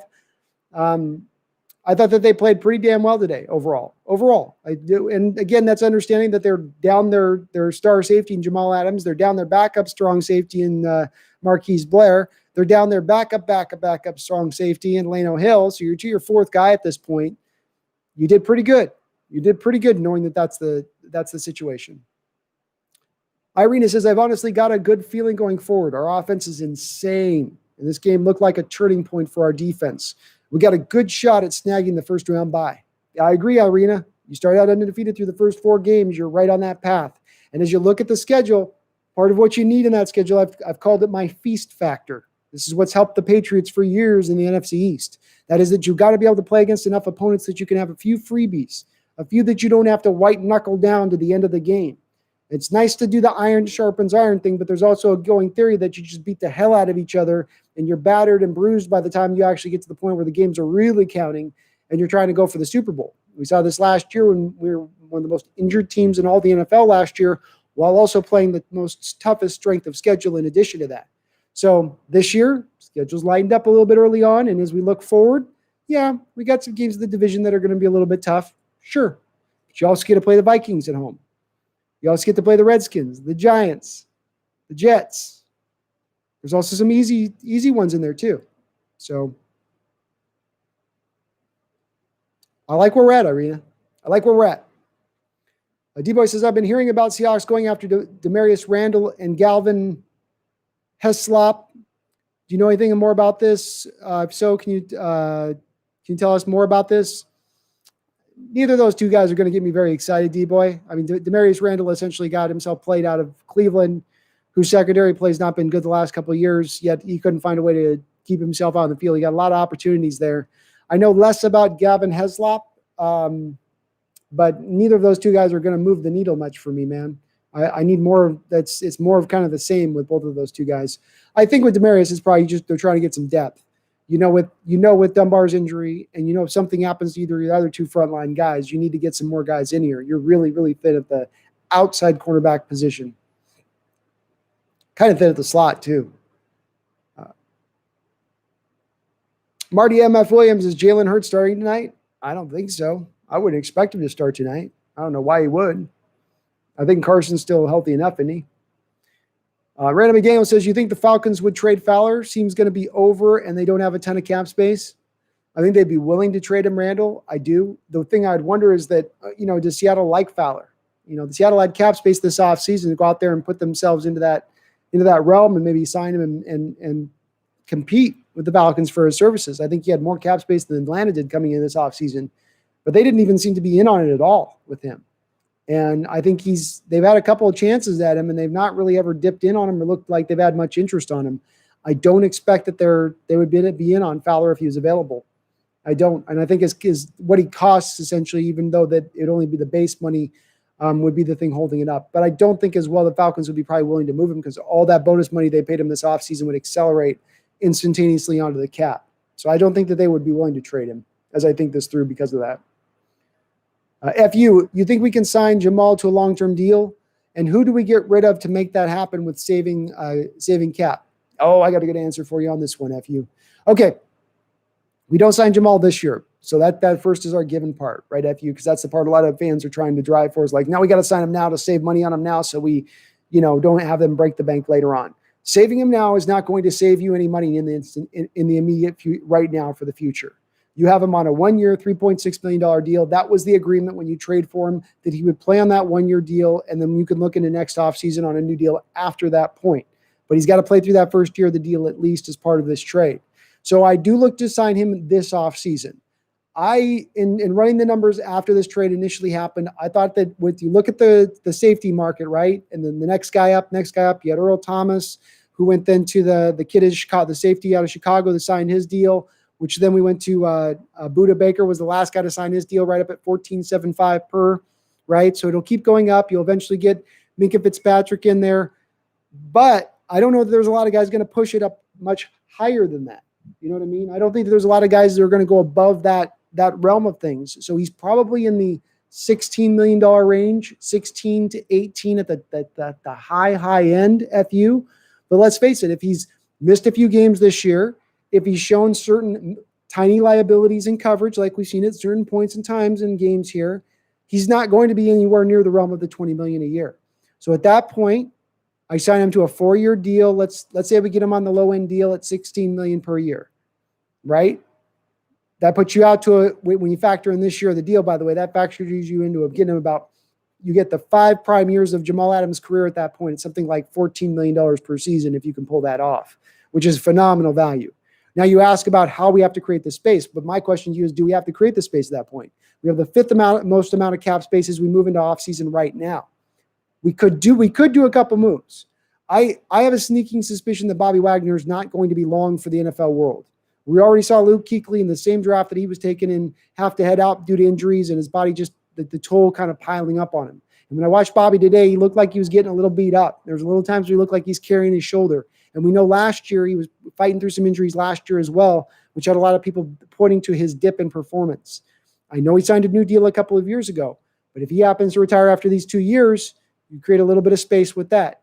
Dwayne Brown, you could create $13.6 million in cap space by cutting him after this year, or as more likely is probably going to happen, I would expect him to retire. I don't think he's going to come back to play, I think, his 36-year-old season at that point. So those are 2 places right off the gate where you could create some money in order to create some cap space to do it. I think as well you could do Tyler Lockett extension, and if you lower the first base year of that deal, you could create some cap money there. Quandre Diggs is another guy that you could look at doing something with him because he'll be going into the last year of his deal. So you have some places that you could make some adjustments to create that cap space if you wanted to. And yes, I do think we can sign Jamal to a long-term deal, and I expect it to happen. What's up, Daniel Parks? Glad to have you back, my guy. D-Boy, I feel Flowers gets a lot of hate, but he's not as bad as people make it seem. I think he can be a piece in the backfield. Yeah, I'm not down. I'm still not out on him, D-Boy. Maybe I've just got some strange kind of just whatever for the guy, but I still think he's got some value to this team. I think that it's just a confidence situation. Sometimes, he got burned, he got beat up a little bit in the Packer game, and then he had to hear all offseason everybody kind of trash him, despite the fact I thought he played fairly solidly throughout the year. He wasn't a phenomenal corner. He didn't play as good as Shaquille did last year, but he was coming along, and then he just kind of hit the playoffs, and Devontae Adams got lined up against him, and it kind of he got cooked a little bit. But to me, he's a guy who still does have some value. We just got to get him back to a confident point, back to a spot where he's feeling good and he's got his head on straight.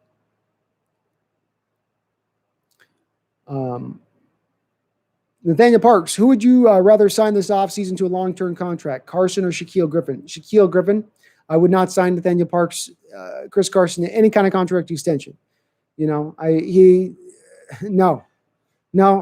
and no. The injury situation scares the hell out of me. I don't think he's fixed his fumble problem necessarily. He's getting less touches this year, so he's not getting as many opportunities to have the fumbles. He had a ball knocked free today. Shaquille Griffin's kind of the no-brainer on this one between the two. V-Splash, how did you think DK did? I think DK was awesome. Of course, the bubble screen is probably the most impressive play for me on the day with him, where he takes a play that, 6-7 yards for pretty much any receiver in the league, and he nearly houses it. Him after the catch as we go forward is going to be very interesting to see, because some of these smaller cornerbacks that are really light, they are struggling trying to get their hands on him, and he's so physical. He plays with such a kind of an attitude out there. It's again just the parts of his game he keeps adding to. I didn't know, he kind of seems like a nice guy. Seemed kind of a nice guy last year at times. He's playing with a little bit more of a chip this year, where he's got a little bit of that attitude. I'm going to take it to school. I'm going to take it to you, and there's nothing you can do about it. You're just going to have to sit here and watch. I'm really impressed, V-Splash, by where he's coming to. I thought him taking the next step in his development this year and being in that 1,200-yard range and 10 to 12 touchdowns, but it looks like I short sold the guy. Looks like he's going to be more up into that 75 to 80 catches and, somewhere in the neighborhood of 1,600 yards, which is phenomenal. He's getting that Calvin Johnson range that we've been talking about, that Julio Jones range that we've been talking about. Daniel W. with the Texans 0-4, can we please trade David Moore, Shaquem Griffin, and our second-round pick for J.J. Watt and a fifth-rounder? J.J. was older. then the Texans are bad. The only way you could make the deal happen would be this. The Texans have an understanding with J.J. Watt that this is indeed going to be his last year. He's not had an opportunity to go play for the Super Bowl. Seattle comes up and they say, go let the guy play for a Super Bowl. You guys aren't going to get it done here. Why let him play out his career, never having that opportunity? That's the only way you have the opportunity to trade for JJ. He is such a fixture on that team, and I can't even guarantee that he's necessarily going to retire after this year. I can't even say that that's necessarily a certainty at this point. So, if that's not a certainty, it kicks the deal to the curb because he's going to just come back to Texans next year. But if that is the case, maybe there's something that you can figure out with them. I don't think it would cost you a second-round pick at this point. I don't think that would be that high. Maybe a couple players in addition. You could maybe look at that being something along those lines, but maybe just taking your example, for instance, it would probably be more like a fourth rounder, David Moore and Shaquem Griffith, maybe, something in that range. But the Texans would be smart to try to start maybe recouping some of their losses because Bill O'Brien is not. That's the other issue here too. Is Bill O'Brien still the general manager now? For him to make that trade, he's going to have to own the fact that he crapped the bet on the trade in the first place. Have to own the fact that he's crapped the bet on building this roster through the whole offseason. Is he as willing to do that yet, or is he going to want to make sure he's like 0-8 before he gets to that point? FU says Josh Gordon is a tight end. He's big. Yeah, dude, he's huge. He's almost DK size. Kind of something I've wondered with DK too is if you could sometimes do that a little more with him is just align him into that tight end role, or somebody else said the H-back, that joker role of tight end where you're a little bit off the line of scrimmage so you don't have to worry about getting pressed as much by the linebackers. You get the free release, but you can still be maybe get lined up with a linebacker at that point. You just sort of challenge the zones and how they're gonna line their guys at that point, maybe creating them the holes in the running game. Emmanuel, well, thank you again for the donation, Emmanuel, my one Patreon. I appreciate you. Thank you so much. Nathaniel Park says, a tight end, let Olsen's contract expire, trade Disley to injury prone, and bring up Parkinson and Sullivan, sign Hollister, but not a long-term extension. So here's the thing, and I've heard a couple of people mention this on Greg Olsen. Greg Olsen was retiring at the end of this offseason. He's not coming back. So he's already got a deal in place with the broadcasting booth. He's going to go up to the broadcasting booth and do games. So he's already going to go for sure.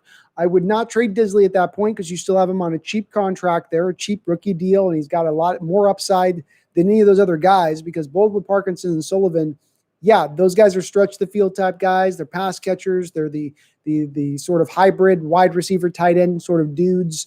The problem with them is that neither are going to be able to block like Disley blocks. And if you end up losing Olsen, you're going to need another guy there that can block. And Hollister is not as much a blocker either. He's more into the mold of Parkinson and Sullivan.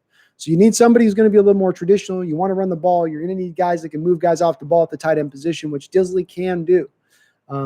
I would like to still hold on to Parkinson and Sullivan, especially if you can get them an offseason into rookie mini camps and let them really integrate themselves into the offense and see what you've got in them. Also wouldn't be opposed to maybe looking and targeting a tight end out there in the NFL that, maybe a guy that just hasn't worked for another team for whatever given reason that you can pluck up, a David Njoku type, or O.J. Howard here before he went down to the Achilles today would have been another candidate I would have looked at. But I like me still some Disley, Nathaniel. I still like him. Cut Wilson as well. Yeah, Wilson's he's a cheap practice squad insurance guy right now. It's because the rules gave you the 16 guys this year rather than the 8 that you traditionally have had without any veterans on the practice squad. Evergreen, Wilson has more value off the field than he does off the field.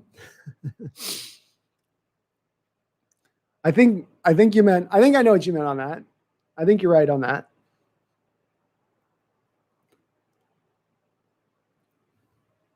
D-Boy says, can you see J.J. Watt wanting to leave Texan to winning team? He's getting older, and I know he wants a ring. I could see it only from the standpoint of if he's looking to retire after this year. He's had a lot of injuries. The body's beaten up. He's an older player. He's made a lot of money. He's won his defensive player of the year. He's got a lot of pelts on the wall, as they like to say. Is he at a point now where he goes, okay, this is my last season. I'm going to be done. If he says he thinks he's got a couple of years more left or 2 more years left, if that's what he feels in his heart, maybe he thinks that the Texans with a couple of moves can get themselves back there in another off season. But if it's the other case, if it's the former, then yeah, I could see them moving him at that point, giving him a chance to go somewhere else and win. Absolutely could see them doing that. And I hope Seattle would be in on trying to make that trade if that was the case. FU says, I know you want to trade for a pass rush, but what other positions beside a pass rusher we need to improve? What we need to improve to get to the next level? Well, I guess there would be two different ways I can answer this question. FU would be what positions we can improve right now outside of pass rusher. I think I'll take that question first, and what can we do to improve to the next level moving forward past this year? And they might be the same answer because I'm thinking about this on the fly a little bit as we talk. I would lean in the direction of saying the straightforward answer on this one for the immediacy, for the right now, would be if you could go get a right tackle. If you could go get a dream move scenario would be to go get the kid that's right tackle for the Eagles, right? That really good player that they got. Like that's your, outside of a pass rusher, not just him, you just go get a good solid right tackle that you can go insert because the rest of the line's really filled out. You're really well with the rest of it. That would be a place though that you could improve. And that's a place that's concerning for me. I think Shell's had some problems at times. He's played all right at times, and then other times he just gets whooped right off the ball. Long term, and this is back up, I think, to Nathaniel Parks' point. I think long term, you could do well to maybe look at getting another tight end. If I lose Olsen, seeing what we've had with Olsen and Disley and having two quality tight ends on the front line that can both block and catch, I'd like to get another one there. I'd like to get some more talent there at that point. More talented, not just another body, but legitimately more talented. But those would be the two positions that I would probably point to. Hard to bring a corner in here from an outside team. Quandary's playing good at the free safety position. Jamal's our strong safety for the future right now moving forward, I would think. Running back, I don't want to really trade for a running back out there. Yeah, we're pretty solid right now, man. We're pretty solid on a lot of the other parts of our team. FU says you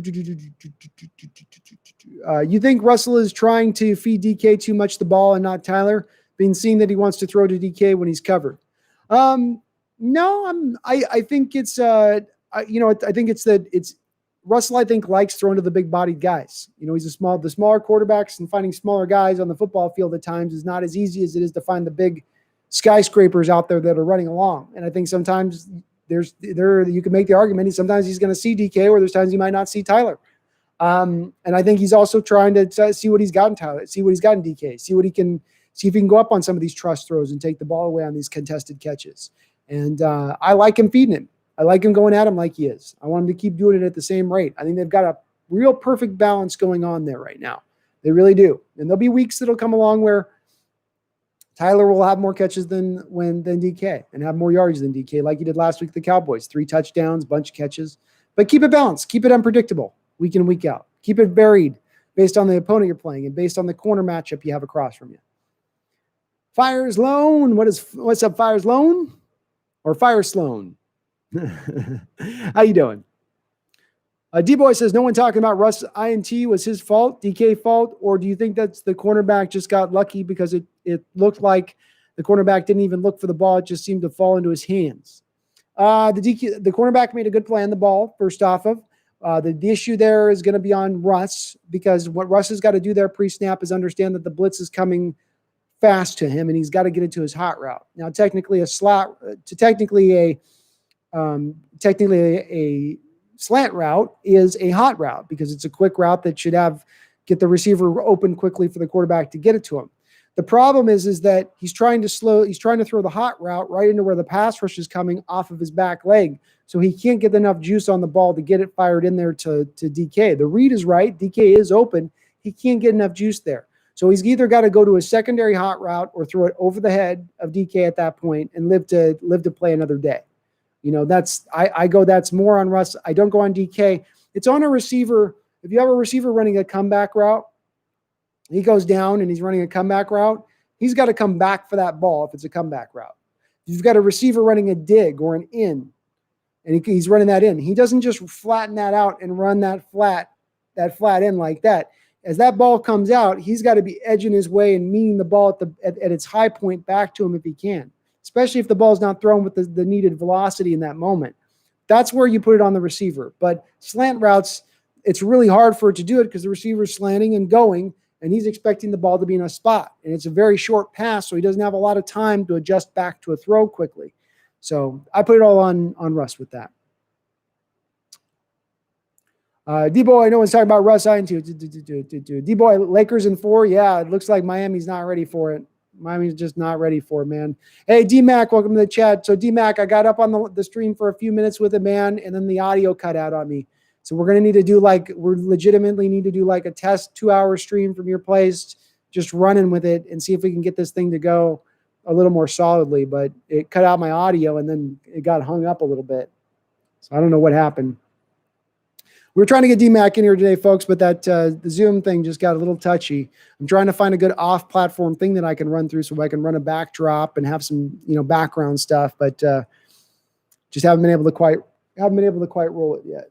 Oh shit! There we go.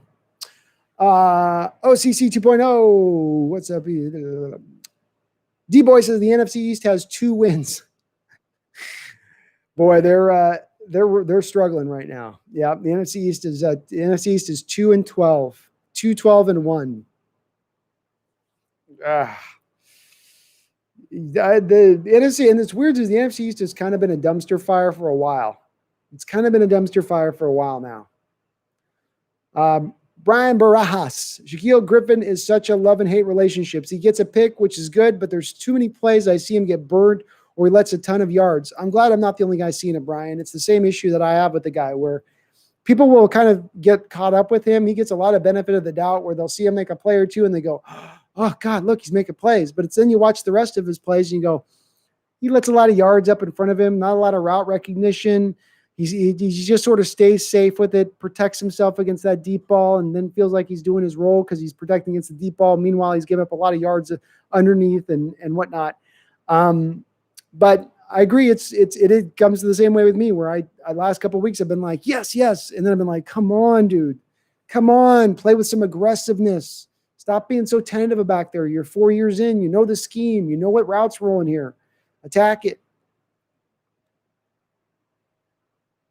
Debo, hey, we got a nice back and forth Sunday, so it sucks to be him right now. Yeah, I'm sure your dad's licking his wounds a little bit, man. It's a rough opening start to the season for this Dallas team that they have that division is gift wrapped for them, and yet them knowing that they're just sitting there kind of probably depressed a little bit. Jason McEward says secondary needs to play a lot tighter, getting scorched. Love seeing Russell Wilson the third cook in, and all our weapons aren't on the field. 2020 NFL MVP, Russell Wilson.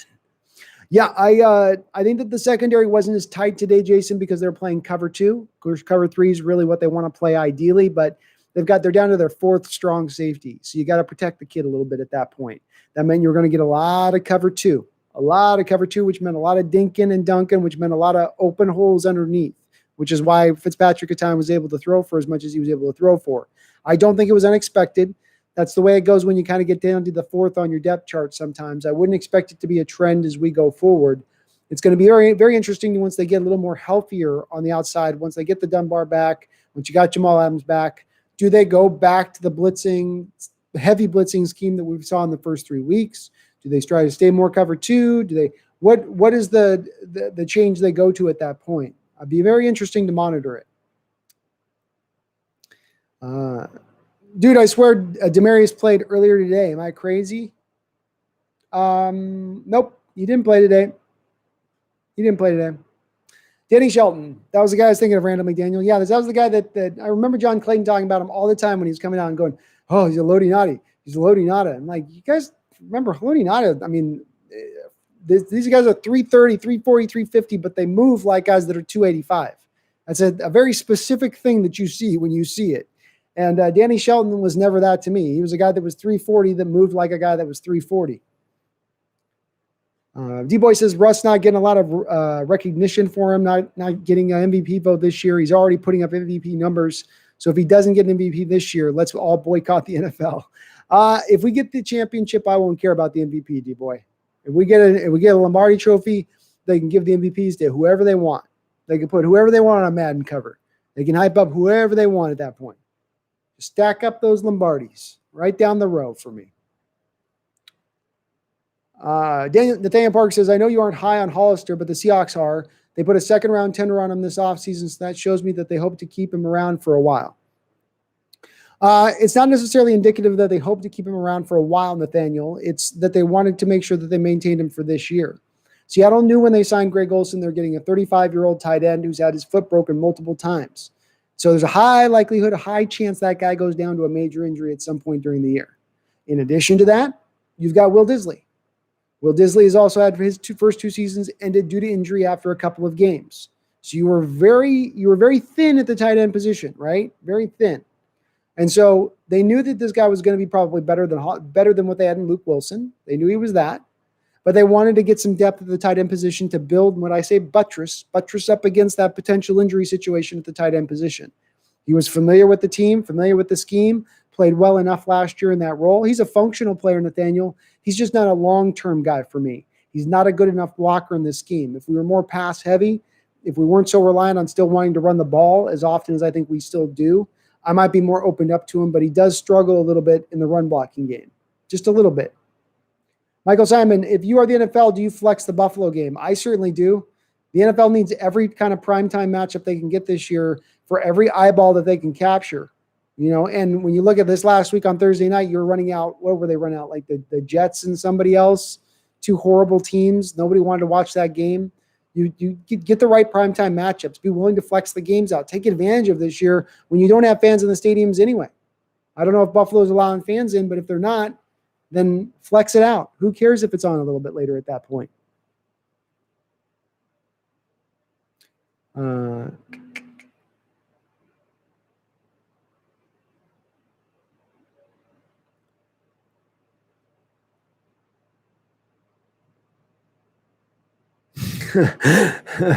Yeah, it was a brutal play to watch, Boy, I don't know what was worse, the trick play with Odell throwing a touchdown pass, or for your dad to have to watch Odell running an end around that should have gone for 2 yards that went for a touchdown.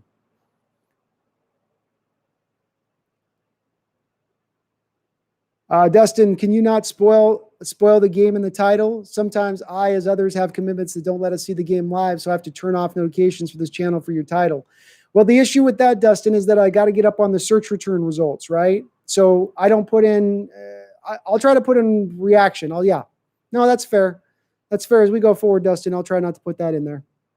I'll just put reaction.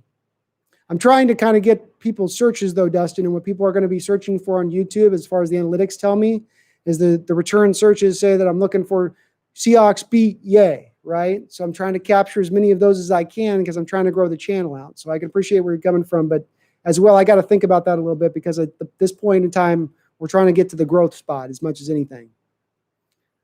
Seahawks first team name would not spoil it. It would not, but again, it's about the searches I'm trying to capture as well. But I'll consider it here, Dustin. It's fair enough. Michael Simon says San Francisco's losing.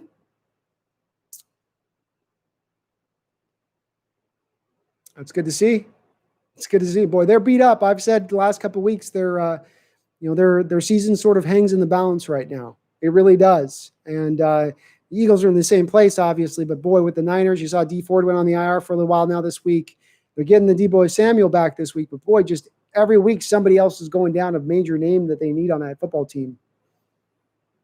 Dustin, I don't want to turn back. Yeah, and I'd love to turn it off, so I might do it, Dustin, but that's the thing with it, is it's just in doing the studying up that I've done on this for how to grow your channel and capture people that are out searching, which is the main hopeful point I could get with some of these post-game things, is people are doing the search for Seahawks win, Seahawks beat, Seahawks da-da-da, right? So if I make it a more generic title, it looks like it could have been a game. It looks like it could have been a pregame done on Thursday or Friday, as opposed to something that's going, live right now and in the moment.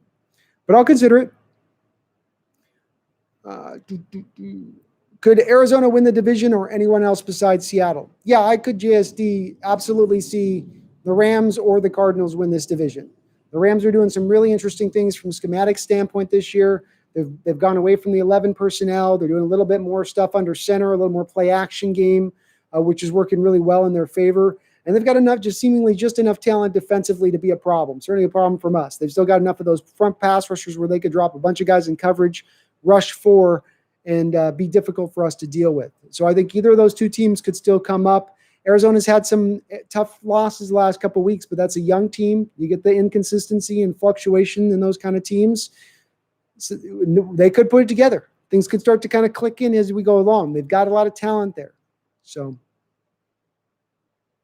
also, what shirt do I got on? I got a Sonic shirt on, Seattle Supersonic shirt.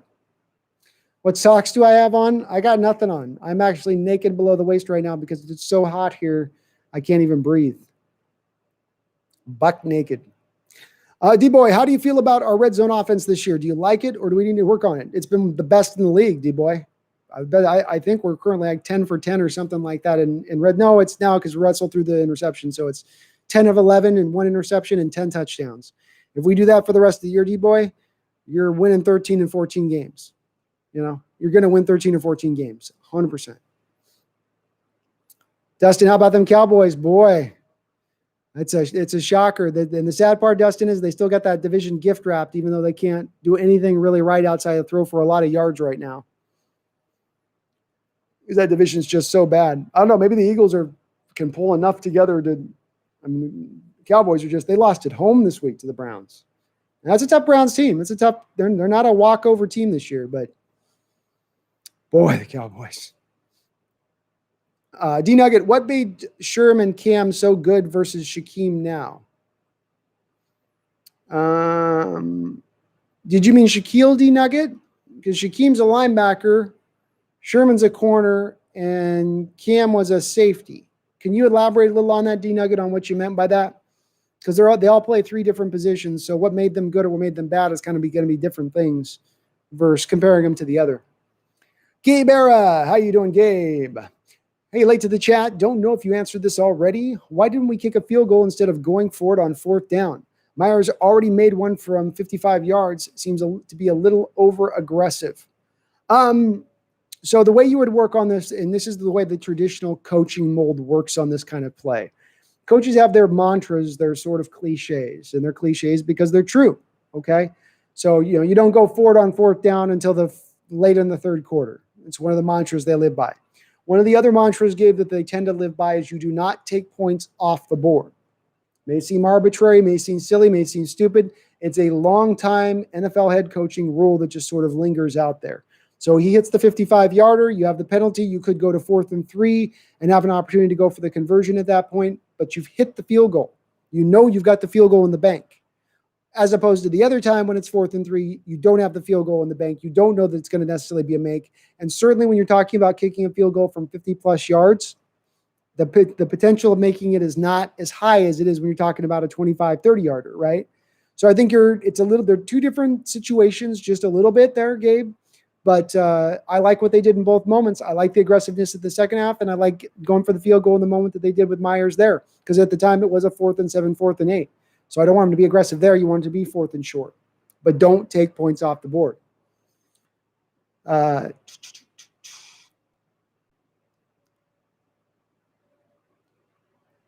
Jason McEwart says, I know a lot of guys hate on Chris Carson and the fumbles.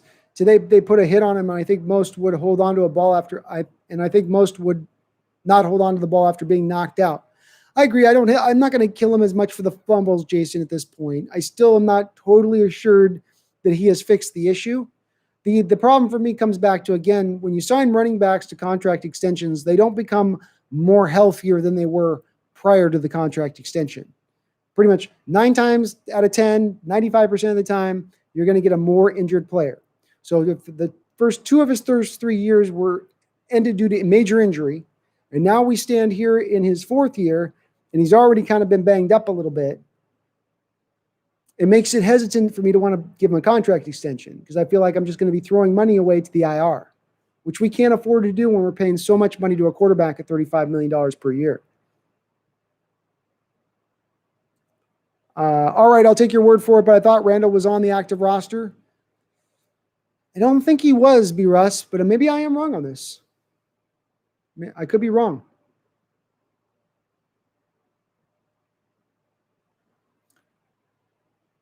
Jason McEwart, I'd love to give him an extension, but not $10 million a year, maybe a 2-year, $17.5 million deal.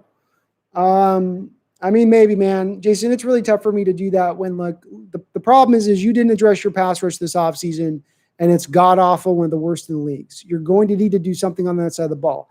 You need to re-sign Jamal Adams. You're going to probably sign Shaquille Griffin to a contract extension. There's only so much money to spend.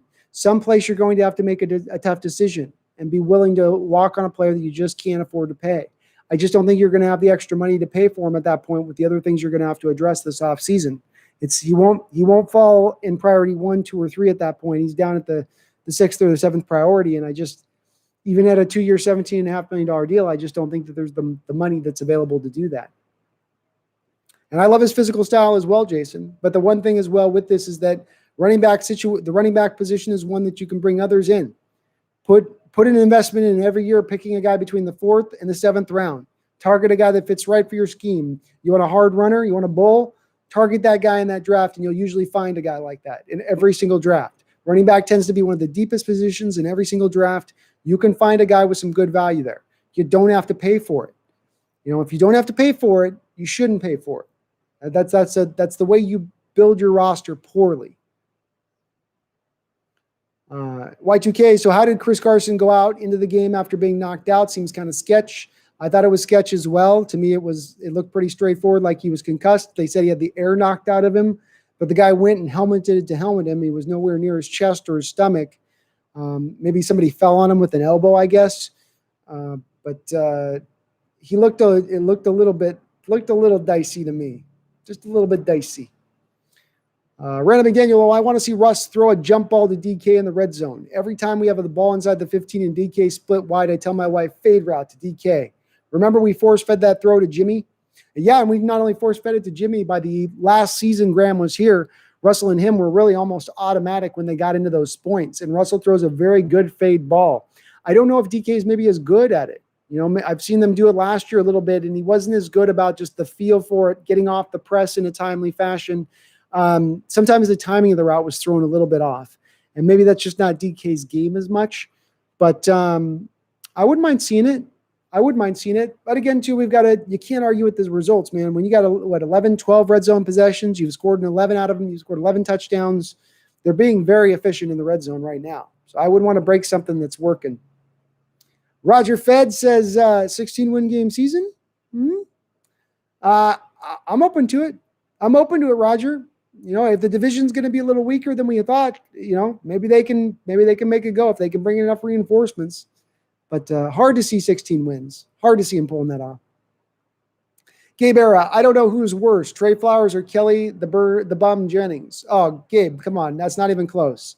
Not even close. Kelly Jennings did not ever get 3 interceptions in 1 year. Kelly Jennings couldn't tackle air. Kelly Jennings weighed 125 pounds. Trey Flowers at least has some attributes that he provides that provide you some benefit out there. Right? He's a much better player than Kelly Jennings. I hated Kelly Jennings.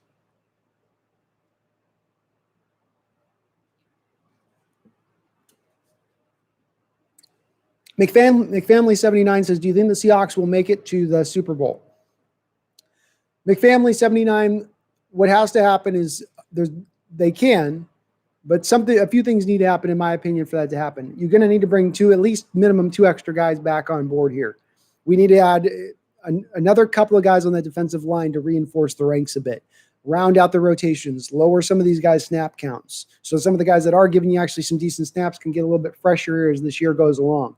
They've got to make that kind of move. If it's Snacks Harrison and Clay Matthews, so be it.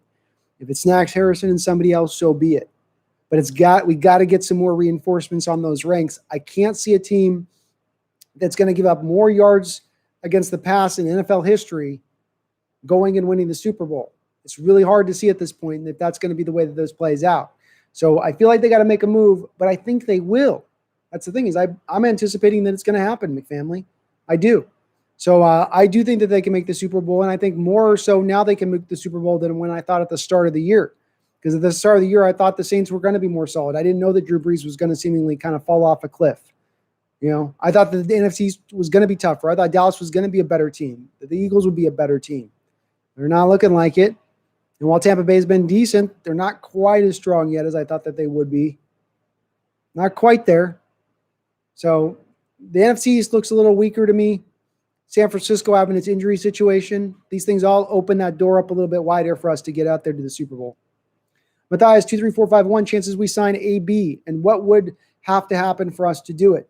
Well, Josina Anderson, somebody who was very much on top of the Jadeveon Clowney news as it was going and bouncing all around there leading up to when he finally signed with the Titans, has said that there is basically a silent deal in place between Antonio Brown's camp and the Seattle Seahawks for when he does come off suspension. For those of you guys who have been watching the stream, I've been predicting that when it was announced he had the 8-game suspension, that more than anything pointed to him coming to the Seahawks. Because if he was not going to come to the Seahawks, to me, he needed to be available day one this season so other teams could bring him in immediately. When it came to the end of the year, he's going to need to go on a team that he can show out on so he can go get another contract after this year. He's not going to want to go to a lame duck team like a Bengals team or something, right? A lower end team, a crappy team, because he knows that's not going to show off his skill.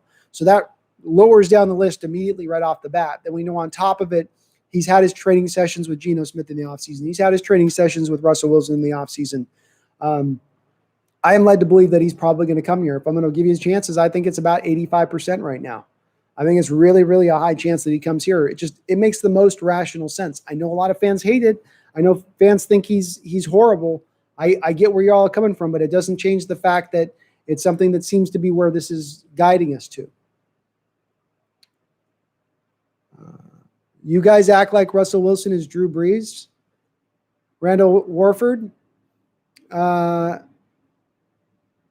Well, I think at the end of the day, Russell Wilson's a better quarterback than Drew Brees, in my opinion, Randall. Yeah, Drew Brees has thrown more. Yeah, he gets more attempts through the years, gets more attempts through the same age that Russell is at his age right now. But Russell's the better quarterback. He's been to one more Super Bowl. He's going to end up surpassing him, I think, on his statistics at the end of the day. I do believe that because I think Brees is done. He's got no more. His stats are pretty much where they're going to be at this point, while Russell's going to now climb it. So I think he's better than he is. He's a mobile Drew Brees, essentially, a little bit. If not even even more arm. Randall, you think he is good, but he's not better than Brees. I don't know, man. I don't know, Randall, if I agree with that one, man. I'm not on board with that one, buddy. Can't get on board with that one. Yeah, sorry. Basically, what made the LOB better than the current secondary? Well, the LOB had, number one, there were no weak links in the LOB when it was at its strongest. The cornerbacks could lock down on the outside. You couldn't just pick on one cornerback and ignore Richard and then go after Byron. Byron might get an interception or two in the game. Every guy knew his role, and the roles fit in really well. Cam Chancellor was the perfect safety to pair with Earl Thomas. Earl Thomas is the perfect deep center fielder safety. We saw this. He went to the Ravens. They tried to ask him to do a bunch of different things. It's really not his game as much. He's a deep center field safety. That's what he does. He's a rangy guy. He's going to close off that deep half, which allows Cam then to operate in a smaller territory and be responsible for a lot smaller territory as opposed to being a cover two safety type. So it really worked well with their skill sets and how they fit together. The other thing that you factor in is the talent up front in front of them was so much better. We always had a pass rush there for the LOB. We had the linebackers on point throughout for the LOB. So you just don't have those same things kind of on point. Certainly not the pass rush specifically. Maybe the linebacking crew plays near where we were, maybe near, but you're not getting the pressure. And when quarterbacks have a long time to throw, they're going to cut up a secondary. It doesn't matter how good that secondary is at covering. Randall says, should Seattle have gave Larry Warford that $21 million he wanted? No, I don't think so. You would have a 3-time Pro Bowl regard. I don't know that would have been the case, Randall. So just because he's good one place, and I don't think he's been signed since he was released here, was he? Somebody signed him. And we're doing really well at right guard right now. We've got one of the best run blocking right guards in all the NFL on a team that wants to run block first and foremost, and he's coming along as a pass protector as well. So no, I don't think we should have given him that. Magic Vlogs, I missed it earlier, but Ryan Neal, I'm impressed. Yep, Magic Vlogs, he is playing well, man. You get to the fourth guy on your depth chart on a given position, you're usually looking at some nightmare games. Teams pick on those guys. But this week he played really good. I didn't see him make any major mistake, and he was on point. Kind of a nose for the ball. You think Russell's going to slow down like he did last season? He started off hot. It was a TD leader. Then he lost it to Lamar. Well, we got to look in the reasoning always with that FU. And I don't think it was as much that he slowed down last year. We got to go through what happened. And what happened is the injury situation mounted and mounted and mounted. And specifically, I would point to the tight end position and the offensive line position as being two things that took our offense from being very explosive to just sort of lowering the bar. As we're seeing this year with Mike Iupati, he still had a lot of gas left in the tank. Go watch the film from him last year. Go watch the film from him this year. He's giving you very good left guard play over there. He went down to that ankle injury around midseason last year. That was a huge blow. You couldn't open as many holes up on that offensive line. You lose Justin Britt as the year goes along. You know, you lose Ethan Post to Joey Hunt, who's about 5'10 and 280. He's just getting blown off the ball at times. DJ Fluker was giving you below league average play at right guard at that point. He was falling off in his play. And Jermaine Ifedi just got moved to the guard with the Bears now, and he's still not doing that great with them as a guard. So your offensive line really was in a bad spot. It's really started to play worse and worse and worse. You lost your running backs, right? Your running backs started to get beat up. You know, you had Tyler Lockett with his injury to his leg that seemed to slow him down after about that 49er game. So injuries really was what caught up to us last year, FU, as much as anything. It wasn't Russell falling off. If we can maintain the injuries situation this year, and so far so good, you know, you got both of your tight ends. You're getting Josh Gordon back in this. You may get Brown back into play. You know, you're not having any huge major injuries as of yet offensively. So that can hold serve. If he can keep enough guys out on the field, I think the offense can still be very dynamic.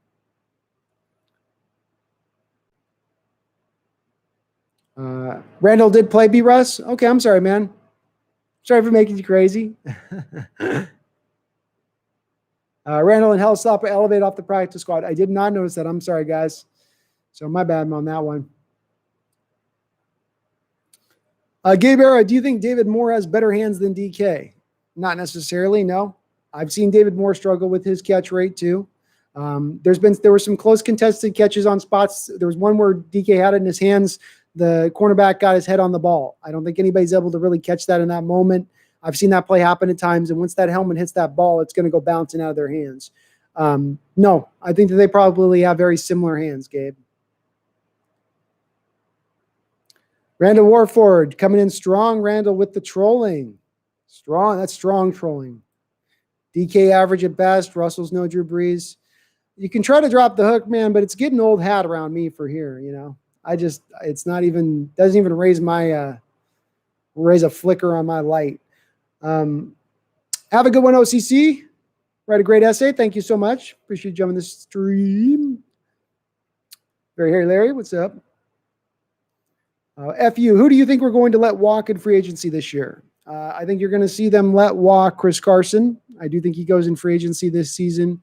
I certainly, obviously, Greg Olson's going to retire. David Moore is going to go in free agency at the end of the year. You are going to lose him. KJ Wright would be lost to free agency if he wants to play another year. I don't think that they would bring him back.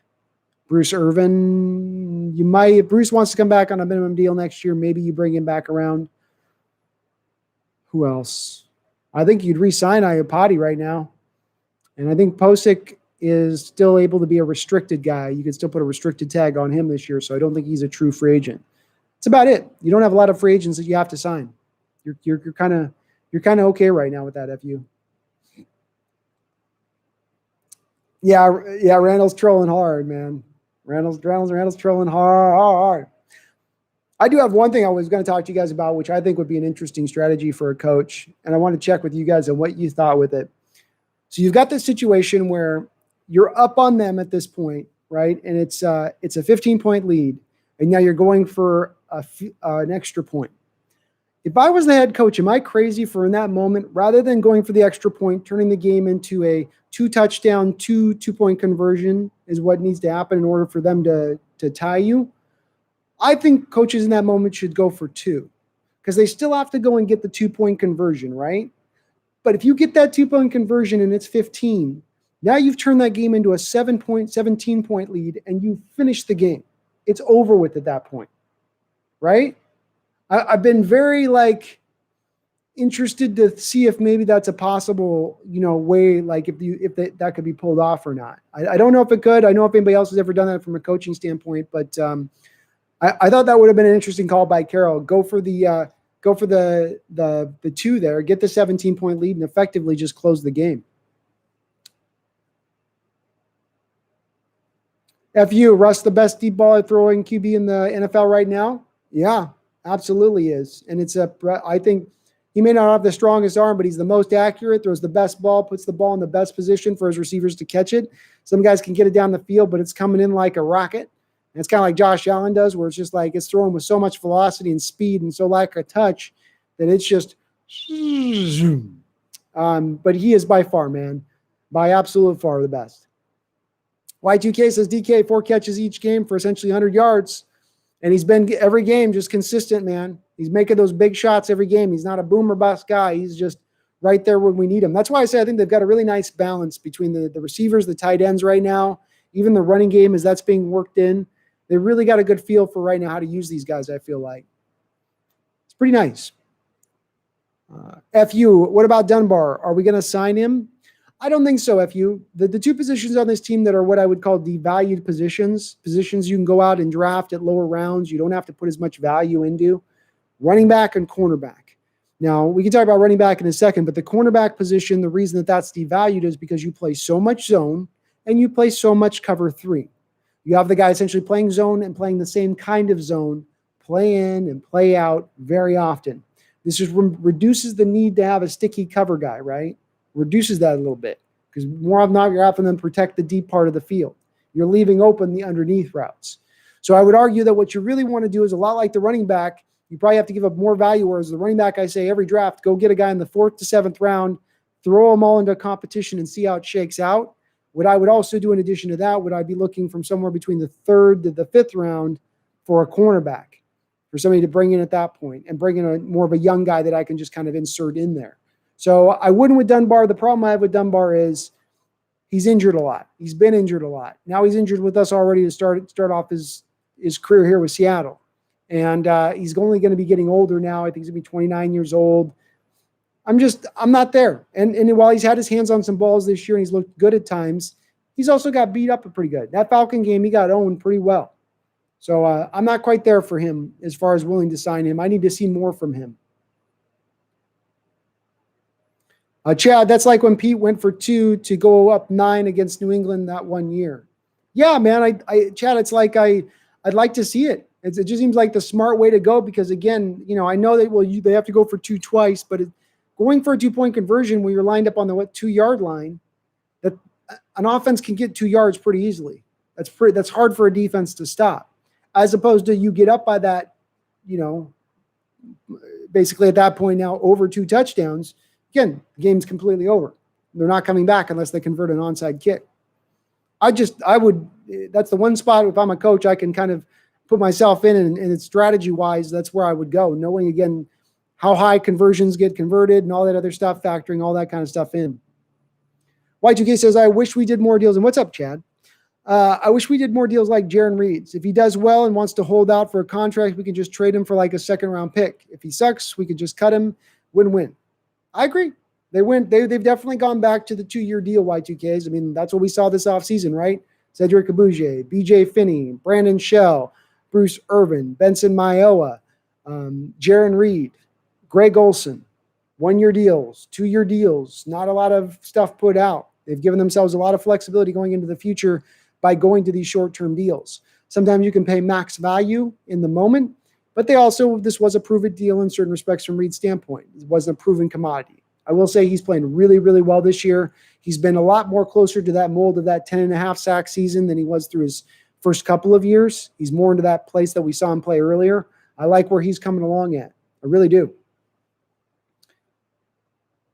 Yeah, Randall, okay, I'm glad that was the only guy. Because it's like, look, I know you get the 2 touchdowns and the 2-point conversions, but 2-point conversions are completed at like 75 and 80% clip. So just having 2 of them is tough, but more often than not, you're going to complete those 2. You bring the game out of reach at that point by going for the 2-point conversion, especially as we are good in the red zone. This is keeping in mind, we're 11 out of 12 in the red zone right now. When we get that close, we seemingly are pretty hard to stop. Pretty darn tough to stop at that point. Okay. So we're 2 hours in plus. Let's get our last couple of questions in here. I'm sorry about that Zoom meeting thing. We are going to try to get that issue resolved, but I've actually caught up to the chat today. Done pretty good on that respect. Couple of random, see if I have a couple of random thoughts here I want to talk about here that I've written down in my notes. Ugo Amadi, again, we haven't talked a little bit about him, but he made another nice play on the ball, knocking the ball away.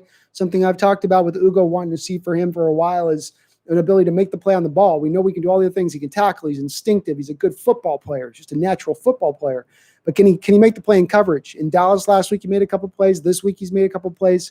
He's low-key slot right in there for Marquise Blair, and we haven't missed a beat. Whereas that's been a position where last year, especially, that slot position really got picked on quite a bit. I thought he played another solid game here out in this game. He was really good out there. Another nice thing that they went back to today, I thought that helped Russ out a lot, would continue to help out Russ, is the short passing game. You know, going to those early on, especially that first drive, you come out, especially out the gate, just give him a nice 6-yard easy completion out the gate. Get him into rhythm a little bit. Then mix in the deep shots.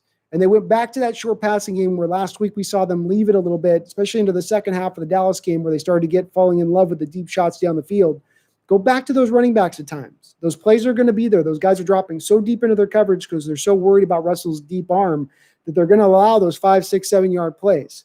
And they did a little bit better job, I thought, this week of really taking advantage of that, going back to that as they did in the first couple of games of the season as well.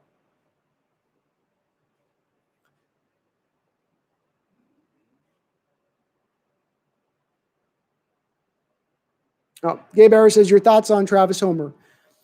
So out of the 3 of the 4 games this year with Travis Homer, I've not been impressed by him. And I wasn't super impressed by him last year either, to be honest with you. He looked like just another guy to me at the running back position. There's not a lot that he does that really impresses me or is, blowing me away. He seems like a good kick returner. He seems like he's willing to put his nose in there and go for it, and he'll be he seems like an upper level kick returner. But as a running back, especially as they're trying to get him on these plays to the edges and they're trying to run him out wide, he just doesn't seem to have the speed. He doesn't seem to have the ability to break many tackles.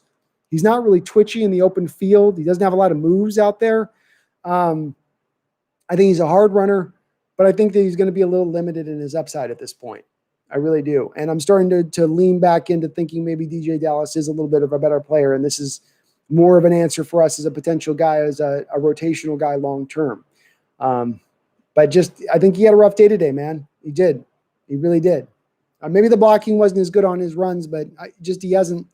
It just seems like he gets swallowed up way too often. When other running backs, when they're in the game, it doesn't happen in the same way. Y2KH says, I've been really impressed with Shoddy overall. I have too.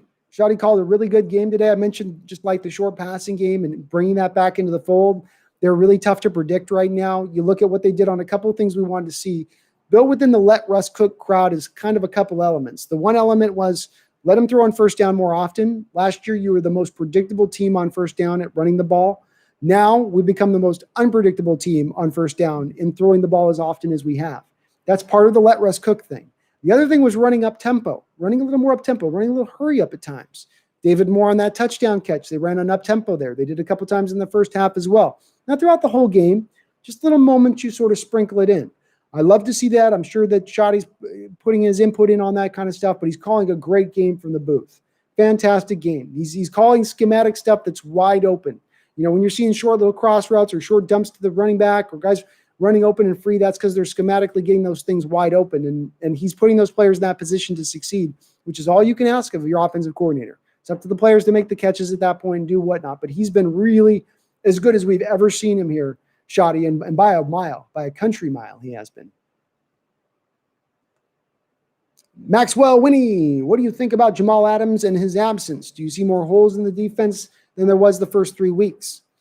No, it's going to be hard to ascertain kind of what goes on there, Maxwell, in this game because you played it so completely defensively than how you played it in your first 3 games. Your first 3 games, you were one of the most blitz-heavy teams in all the NFL. You blitzed more than Greg Williams did with the New York Jets, and that's saying something. You went into this game, you almost didn't blitz at all, and you went back to a cover 2 look, dropping 2 safeties into deep coverage to protect against the deep ball. So it makes it a little bit harder to assess kind of the differences is you were willing to give up the dink and dunks this week, whereas over the last few weeks, it's been more about giving up the holes over the top. I think Jamal Adams is better when we're out there. That's an upgrade for us over what you're going to have in Ryan Neal out there. That's why you wouldn't have to play as much cover 4. You could be a little bit more varied and harder to predict, especially in the secondary and the coverages you're running. So he's definitely an upgrade in that spot. But they did a fantastic job this week, Maxwell. I mean, they did a really, really good job at holding up back there, I thought. Gabe Era, I'm glad you agree. I think Dallas needs to get himself some more carries this next week. Once Hyde goes back, I mean, maybe even be open to the thought of having him active and maybe Homer deactivated.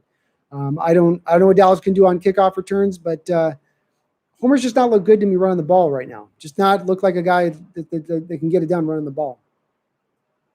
Y2K, I really like that we kind of use the West Coast offense a lot.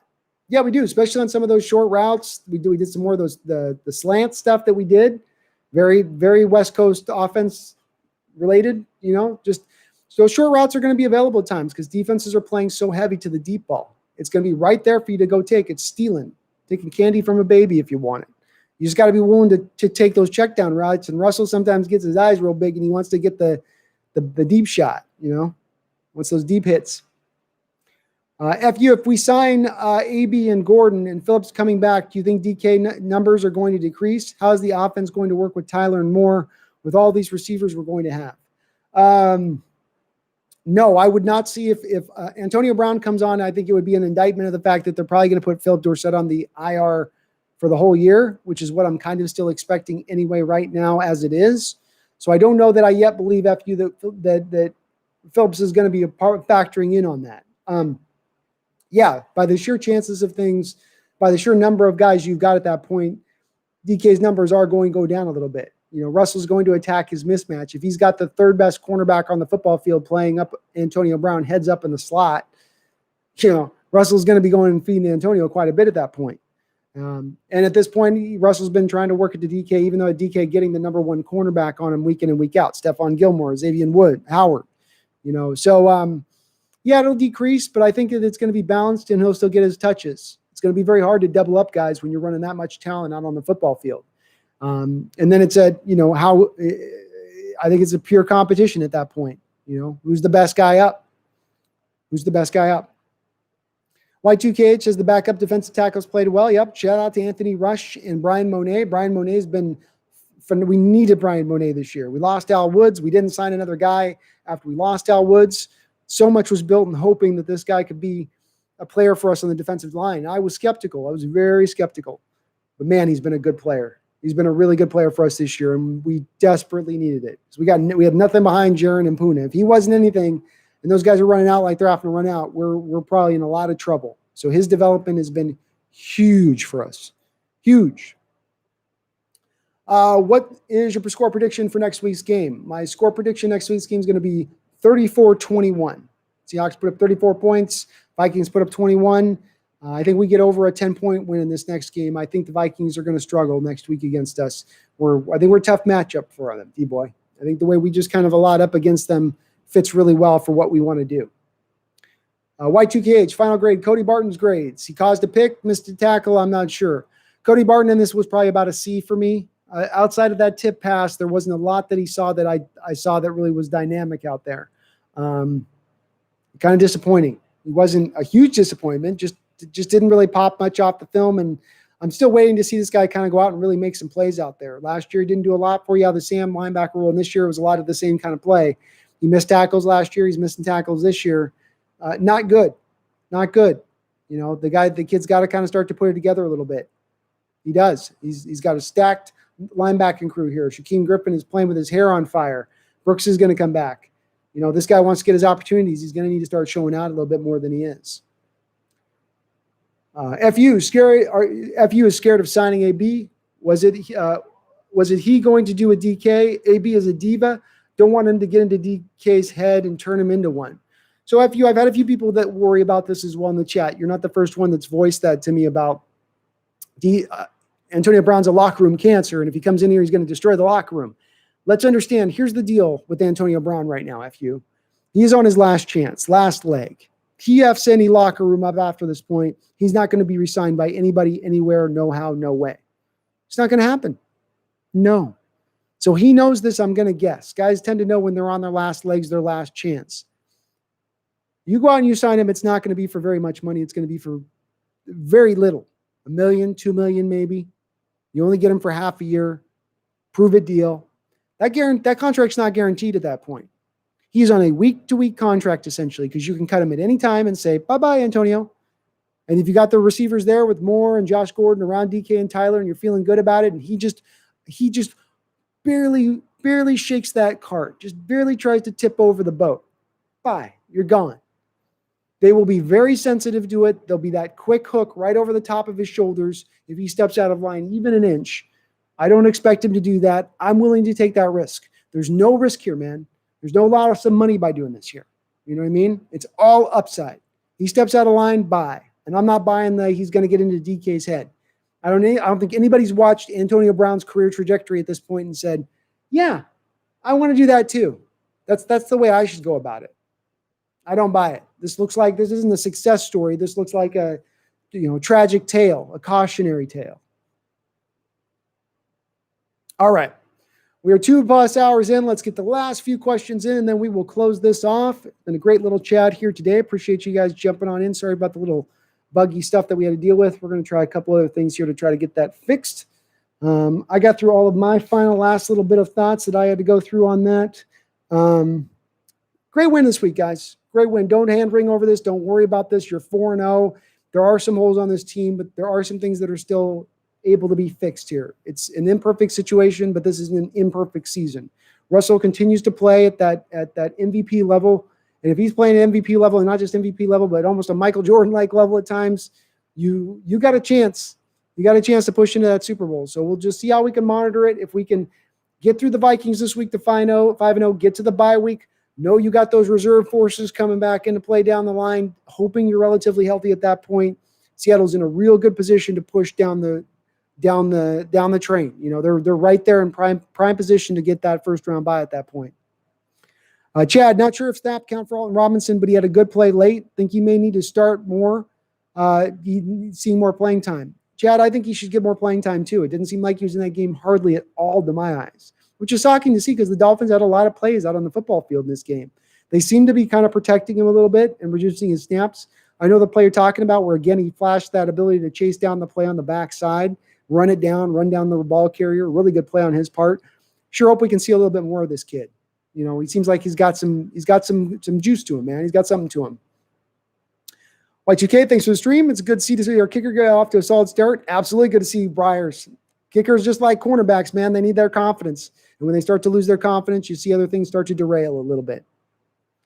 FU says, how much are we going to pay DK when he's done with his rookie year deal? I know it's early to say. Not too early to say necessarily FU. So we know he's going to play through this. He plays through this year, and then he has one more year that he has to play through because you got to get 3 years before you can renegotiate. So if we just anticipate that he gets up into this 15, 16, and 100-yard level, and he's one of the best receivers in all the NFL, you're looking at going to be paying him in somewhere in the nature of $25 to $30 million per year. Probably $28 million per year is where they will land at with him, which is a phenomenal amount of money. But he's worth it at that point. If you're getting Calvin Johnson 2.0, if that's the performance you get on the football field with Russell Wilson, money well spent in my opinion. I got no problem going with that in my opinion. None at all. I would do that all day long. So it's going to cost a lot. The good news is you still get another year and 3/4 production out of him on the cheap second-round rookie deal that you don't have to renegotiate until that point. So you can take advantage of that time still. All right. I think I've caught up. I think we are good. I appreciate all of you out there watching. If you are watching the stream, please smash that like button if you haven't done it already. And if you're not subscribed, please do subscribe. It's very much appreciated, and it's free. It doesn't cost you a thing. I promise, no clickbait videos. I appreciate you guys in the chat. You guys are always so much fun to talk to and wonderful. We will be back next week. Maybe me and D-Mac will get a stream up here during this week on the Zoom if it's just a quick one. See if we can work out the kinks with that. But I do appreciate you guys hanging on here and watching. We're 4-0, baby. We're 4-0. Don't ever forget, though. None of you guys forget. Go Hawks.